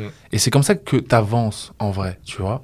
Regarde lui, il faisait community manager, gérant de voiture, car washer, mécanicien, tout il faisait en même temps. S'il n'avait pas appris, Yomi Bretzel il m'a dit je pouvais pas me disperser, eh ben il aurait pas fait tout ça, tu vois. Ouais. En fait c'est toujours le même problème, c'est qu'en fait il y a disperser et disperser, tu vois. Si tu touches à tout, tu touches, t'apprends. Par exemple, regarde, tu vas faire demain une petite agence. Ah, ça marche pas, tant pis, c'est pas grave. Tu vas faire un peu de crypto. Ok, t'as appris à gérer tes émotions par rapport à ça. Par exemple, moi, la crypto, ça m'a appris à gérer mes émotions par rapport à l'argent. Ça m'a appris à gérer aussi le fait que tu peux perdre beaucoup, comme tu peux gagner beaucoup. Et en fait, c'est tout ça. En fait, t'apprends des choses. Alors oui, t'avances peut-être un peu plus lentement que quelqu'un qui serait juste focus dans l'e-com, par exemple. Ok, mais le gars dans l'e-com, il a juste un talent, c'est faire de l'e-com. Il n'a pas d'autre talent ailleurs. C'est ça, ouais. Par exemple, le réseau. La plupart des gens dans les business en ligne, ils ne savent pas networker. Ah, bah. Ils sont seuls dans leur chambre. Ça, je rebondis sur ce que tu dis. Moi, j'ai commencé le business en ligne en 2019. J'ai commencé le business physique en 2025. Tu vois, comme on disait le réseau, je me suis jamais rendu compte de la puissance du réseau depuis que j'ai un petit podcast. Ah, c'est une dinguerie. C'est monstrueux. Enfin, Et ça, c'est un gros problème. C'est que tu es isolé. Tu es chez toi. T'es sur ton Et PC en plus, quand tu es en Belgique, c'est encore pire. En vrai, je suis pas d'accord avec toi, ça on sait très bien. Si tu bouges, Ouais, mais c'est parce que toi, tu bougeais. Moi, à la base, je suis geek. Derrière mon ordi à Liège, tu vois, je faisais de l'e-com, je faisais des business en ligne. Pour moi, j'allais dans des groupes belges, il y avait personne. Ça, j'ai pas. Important. Mais ouais, mais c'est ça le problème. C'est la base de tout, le réseau. Ah oui, Par exemple, je voulais ouvrir un garage, le nouveau garage. J'ai eu un bel emplacement parce que je connaissais l'agent immo. Voilà, c'est ça. Mais pourtant, je suis pas. C'est des contacts que je me suis fait avec le temps. Mais c'est important. Tu peux pas. Il y a tellement d'obstacles que tu peux pas, entre guillemets, être seul sans avoir quelqu'un qui te fait un échange. Non, c'est trop important. Le réseau, c'est trop important. Et regarde, ça te crée des connexions. J'ai rencontré Simon, il m'a fait présenter d'autres personnes. Je lui ai fait présenter des gens. Au final, regarde, même pendant 1 an et demi, on se parlait plus parce qu'il était, à un moment donné, il était disparu. Et genre, regarde, on est toujours là, tu vois. Ouais. Et aussi, ça aussi, comme il dit, la première impression et aussi savoir garder le contact. Ouais. C'est que un bon contact, pas être en mode gratteur, parce qu'il y en a beaucoup. C'est ça. Ouais. Tout le monde se gratte. Tout le monde qui se grille et Faut jamais gratter. Et moi, il y a un truc que j'ai remarqué récemment où je vais beaucoup dans des trucs de networking, notamment du côté de Bruxelles, où tu commences à entendre les mêmes. Ça, c'est assez petit Bruxelles. J'entends l'un qui crache sur l'autre, l'autre qui crache sur l'autre, l'autre qui crache sur l'autre. Et je me dis, putain, mais tu fais une connerie. C'est fini. Et ça a juste titre. Tu vois, si tu commences à vouloir faire le mec qui gratte ou un peu baiser les gens, t'es mort. C'est fini, t'es mort dans le film. T'es mort. Mais la Belgique, c'est un village. On dit souvent C'est ça, ça. Au niveau c'est business, ça. la Belgique, c'est un village. C'est ça. Que ce soit dans tous les business dans lesquels je suis rentré, la Belgique, c'est vraiment un vrai village. Tout le monde se connaît. Par exemple, mon premier associé, il vient de Paris. Il m'a dit, mais à Paris, tu fais le même business qu'un autre gars dans la même ville. Tu sais même pas, tu vas jamais le rencontrer de ta vie. Ici en Belgique, tout le monde se connaît. Ouais. Tu arrives sur un marché, les gens savent déjà qui tu es, d'où tu viens, pourquoi, etc. Et encore, parce que genre, en vrai, c'est parce que je crois. Parce que t'as pas vraiment été à Paris et tout, mais j'ai des gens de Paris qui me disent que Paris c'est petit. À Dubaï, tout le monde se connaît. À New York, tout le monde se connaît. Tu vois, à Miami, pareil. En fait, au final, quand t'es dans la ville et t'es là depuis longtemps, au final, tout le monde te connaît de toutes les manières. Ouais. Et c'est ça qui est bien. Quand tu fais des Tu sais, choses. l'entrepreneuriat, c'est très peu de personnes de la population qui est dans l'entrepreneuriat. Dans Quand le tu business, réfléchis donc, bien, ouais, quand c'est tu réfléchis. important. Mais pour, Donc, mais pour revenir à ça, c'est le rêve de tous les gamins, hein, au final. Hein. Maintenant, oui. Ouais. C'est le rêve de tous les gamins. Pourquoi ? Parce que le problème des réseaux. C'est C'est facile. de ta faute, ça. Ouais, mais c'est peut-être j'y ai contribué. Moi, je poste quoi sur mes réseaux ? Je poste les belles voitures, je fais une petite story, je dis ah sympa, le nouveau garage, le nouveau Range Rover Velar, regardez, il y a les sièges en cuir, t'as la PlayStation 5 à l'arrière. C'est ce que je montre. En vrai, c'est aux gens aussi d'être conscientisés sur ça. Tu sais, on dit souvent, tous les jeunes maintenant, enfin même pas les jeunes, mais ouais, je veux faire du business pour la liberté, la liberté, la liberté. Au final, je dis souvent, ce qu'ils recherchent, c'est pas la liberté, c'est le confort. Et c'est pas la même chose. Ouais. Toi, tu veux de la paix, Ouais. ça, c'est la liberté. Le confort, ok, tu fais du business, t'as une voiture, t'as une belle maison, le confort, tu l'as. Et puis même. Et si t'en veux encore plus, il y a où ta liberté ? Non, Et puis même, on va pas se mentir, tout le monde est matricié. Bah oui. En vrai, tout le Totalement. monde a regardé Andrew Tate, tout le monde a regardé un tel, il voit des belles Totalement. voitures et il se dit oh, c'est la vie que je veux. Parce que ça sort de l'ordinaire. Et aussi, c'est parce que je regarde, je sais pas si t'as remarqué, genre des fois je me balade dans la rue, j'entends ouais, moi je fais de la crypto, ouais, moi je fais ci. En fait, c'est parce que c'est aussi un effet de mode, tu C'est vois. un effet de mode. Tout le monde est sur leur Et, graphique. et tout le monde surtout, fait ci. les gens sont plus attirés par ce que représente l'entrepreneuriat que parce que c'est réellement au final. Mais même par exemple, quand on regarde dans les rues aujourd'hui, les belles voitures, etc., c'est Akram Junior qui disait ça. À l'époque, en 2010, 2012, 2014, t'avais une Ferrari Péter un F430, câble. t'étais le boss de la ville, il parlait de Paris. Hein. Ouais. Aujourd'hui, j'ai l'impression que t'as une Porsche 911, t'es plus personne. Entre guillemets, Liège, c'est peut-être encore un peu différent. Bah, pas Dubaï alors. Hein. Mais ouais, mais c'est ça. Dubaï, c'est ouais, encore, Dubaï, mais partout. Tu pars moi, j'étais en vacances cette année à Saint-Tropez. Tu vas à Saint-Tropez, t'es personne. Ouais. Alors que ici, dans mon village, il y a personne qui a jamais roulé les voitures que j'ai roulées. Personne n'a jamais fait. Dans mon village, dans ma commune, dans ma province, même je suis peut-être un des plus chauds. Tu vas à Saint-Tropez, t'es personne. On te donne même pas là. Mais ici, quand tu parles avec les gens, tu dis par exemple, voilà, j'ai acheté un bel RS3, ils vont dire, ah, c'est pas la performante. Ouais. Ah, c'est pas Ah. la BT. Ouais. Ah, j'ai acheté un C43 MG qui est une belle voiture. Ouais. Ah, mais c'est pas un C63. Ouais, l'assurance n'est pas à ton nom. Tous Ouais, des tu vois, trucs ainsi. des- Ah, c'est un leasing, t'as pas acheté content. Ouais. Mais paye ton Mais ouais, leasing. qui- Ou même la qui location ça de voiture. En Ouais. vrai, regarde, j'ai aussi loué chez toi. On Ouais. dit, ouais, c'est une loc. Mais paye ta loc, frérot. Ouais, De toute façon, les gens ils diront toujours quelque chose. Ouais. là, Paye. au Ils ont final, toujours, Quand oui. tu sors un Huracan en loc, ils vont dire, ouais, mais c'est une loc. Paye 3000 € la journée, frérot. Paye de la caution à 15 000 balles en Belgique. Paye là. Hein. Courage, hein. Bonne Et chance. Hein. je voyais souvent à Liège, qu'à chaque fois il y avait un mariage, il y avait une. Je sais pas si moi, les voitures, je connais pas, mais c'est une voiture vert pomme. Ouais, ça, c'est des trucs que je prenais pas. T'attires pas de mon client avec ça. Tout le monde, dans les mariages RS3 ici. vert pomme. Ouais, je crois que c'est une RS3, ouais. RS3. RS3 Tout vert le monde pomme. roule avec ouais. ça. C'est un truc, c'est les gamins qui ont 19 ans, qui veulent se faire remarquer, tu vois, qui prennent ça. Tu vois, tu fais bram, et puis voilà, tu vois, c'est tout. Au final, mes premières voitures, en vrai, je les ai prises chez toi. Hein. Ouais. Mes toutes premières voitures. En vrai, ça a commencé 2021. Toutes tes voitures, en vrai, je les ai Toutes presque. toutes Bah, c'est parce presque, qu'on ouais. était amené à se fréquenter aussi. C'est ça, ouais. Je me rappelais avant, moi j'ai eu le goût des voitures, tu vois, mais j'ai pas eu beaucoup la chance de rouler dans des grosses voitures. Bon, on a toujours eu des belles voitures, mais j'avais mis des voitures sportives, tu vois. Moi, ça vient de mon oncle, la passion automobile. Je me rappelle la première fois, il m'a ramené une Golf GTI, frérot. J'étais comme un gosse. 230 chevaux, ça y est, je faisais l'ancien, frérot. Mais 3 semaines plus tard, t'étais en 911, si je me rappelle bien. Non, Ouais, allez, non, c'était plus juin. tard, ça. Février, on était en GTI. Ouais. Puis en mars, t'as sorti le RS Quid orange, là, qu'on a roulé comme des porcs. Il y avait aussi l'A35 l'année d'avant. Ouais. J'avais des potes à moi qui voulaient louer, j'étais avec eux. On l'a signé ton A35 d'ailleurs. Ouais, c'est toujours ce problème. Tu vois, t'as un pote, t'as envie de l'arranger, mais tu sais qui saigne tes voitures, tu fais quoi? Tu donnes pas. On l'a Moi, je lui signé, dis, alors moi, je j'ai- lui parle français à mon pote. Je lui dis, écoute, frère, pas à toi, parce que toi, je savais, la 45S, la Ouais. boîte qui a cassé. Ah, la boîte qui a cassé, Il y a frérot. une boîte de vitesse qui a cassé dans ses Elle mains. était belle, ce, frérot. ce cochon. C'était beau, ça, frérot. Là, Puis j'appelle 45. le frérot, j'ai putain de man. Il me dit non, t'inquiète, frérot, c'était déjà là avant. Ça va, frérot. Ouais. Tu vois, et c'est ça, ces problèmes-là. Mais moi, toujours ces voitures-là aussi, c'est pareil. Moi, chaque fois qu'il m'a passé des voitures, il m'a toujours fait des bons prix et tout, tu vois. Mais à chaque fois, je faisais très attention aux voitures. Pourquoi? Parce que, genre, en mode, on me disait toujours, ouais, mais roule plus vite, c'est une loc. Je fais, mais non, frérot, c'est la voiture de mon pote. C'est pas une loc, c'est la voiture de mon pote, tu vois. C'est pas la même chose. Et moi, dans le milieu de la location, à chaque fois que j'ai accordé ma confiance, on me l'a trahi. C'est pas compliqué, les gens ils respectent pas. Quand t'es bon, et ça c'est dans le business C'est toujours physique, comme c'est ça. très important à retenir aussi. Quand t'es trop bon, les gens ils vont toujours profiter de ta faiblesse. Donc c'est à dire qu'il faut être, malheureusement, faut être dur, faut être juste, mais dur. Ouais. Et ça, il faut être strict. Et aujourd'hui, je suis très strict vis-à-vis de tous mes clients. Je leur parle. Écoute, je lui dis, si tu ne conviens, enfin, si mes conditions ne te conviennent pas, ne viens pas. Si le client il vient, il manque. Non, désolé, Ça, c'est en je préfère apprenant, pas travailler. Je prends plus le risque, j'ai plus envie. Ouais, À la ouais. limite, je lui dis, j'ai pas besoin de. Ou des clients qui ont 22 ans, un profil pas intéressant. Je lui dis, écoute, appelle, il y a plein d'autres agences sur Bruxelles. Tu peux louer chez tout le monde. Et ça me fera plaisir si tu trouves une autre voiture, mais chez moi, je te donnerai pas de voiture. Et tu parles comme ça, les clients ils te respectent après. Ils vont attendre d'avoir 23 ans, ils vont revenir, ils vont se dire, ouais, mais ce mec-là, il était quand même sérieux, tu vois. Ouais, c'est ça, ouais. Toi, toujours, avec tes potes, quand tes potes te font comprendre quelque chose, faut être carré, tu vois. Chaque fois, les voitures, la Porsche, j'ai dû rouler à 120, frérot, max. Les autres, j'avais des potes à moi qui me disaient, mais accélère, je dis non, frérot, Ouais. calme, tu vois, c'est la voiture du pote, faut respecter, il a mis de l'argent dedans, tu vois. Ouais. Là, il te fait confiance, il te passe la voiture, il te fait kiffer, tu vois. Et il faut toujours respecter les choses. Et j'ai remarqué, il y a beaucoup de gens qui respectent pas. Moi, j'avais des potes à moi qui avaient aussi des potes dans la loc, ils avaient les voitures, ils les saignaient, je disais, mais tu t'en fous pour ton pote? C'est qui va payer les freins? C'est lui qui les paye. Hein. Mais même pour la passion automobile, mes voitures, j'ai jamais fait des freinages d'enfoiré. Oui, tu peux prendre, de temps en temps, tu prends une vitesse, tu fais un 300, j'ai pris 300 en Porsche 911 GTS, mais tu respectes la voiture, après tu la laisses décélérer, enfin, tu respectes, tu prends les virages. Mais en fait, j'ai vu tellement de manque de respect, de bêtises humaines, des conneries. Tous les accidents, toutes les voitures qui ont terminé accidentées, c'est de la bêtise humaine. Ah ouais, bah, c'est vrai. Frérot, C'est de la Chaque fois qu'il me bêtise passait humaine. il me passait la voiture, elle venait de sortir, il me disait frérot, j'ai une nouvelle voiture, tiens, et c'est là. Frérot, 2 jours plus tard, elle était crachée, Ouais. frérot.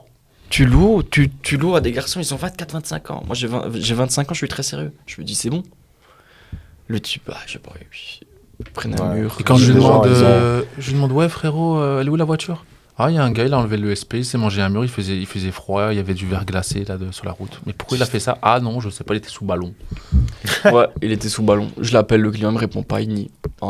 Dossier en justice, 1 an et demi pour être payé. Frérot, c'est une dinguerie. Les gens, ils respectent pas les voitures, tu vois. Moi, j'ai aussi loué des voitures, par exemple, même à Dubaï ou autre, tu vois. Par exemple, voilà, à Dubaï, j'ai loué la Huracan. Frérot, j'ai roulé calme. Hein. Puis je me suis dit, si je la pète, frérot, c'est fini. Déjà, faut respecter la voiture. T'as une voiture de fou dans les mains.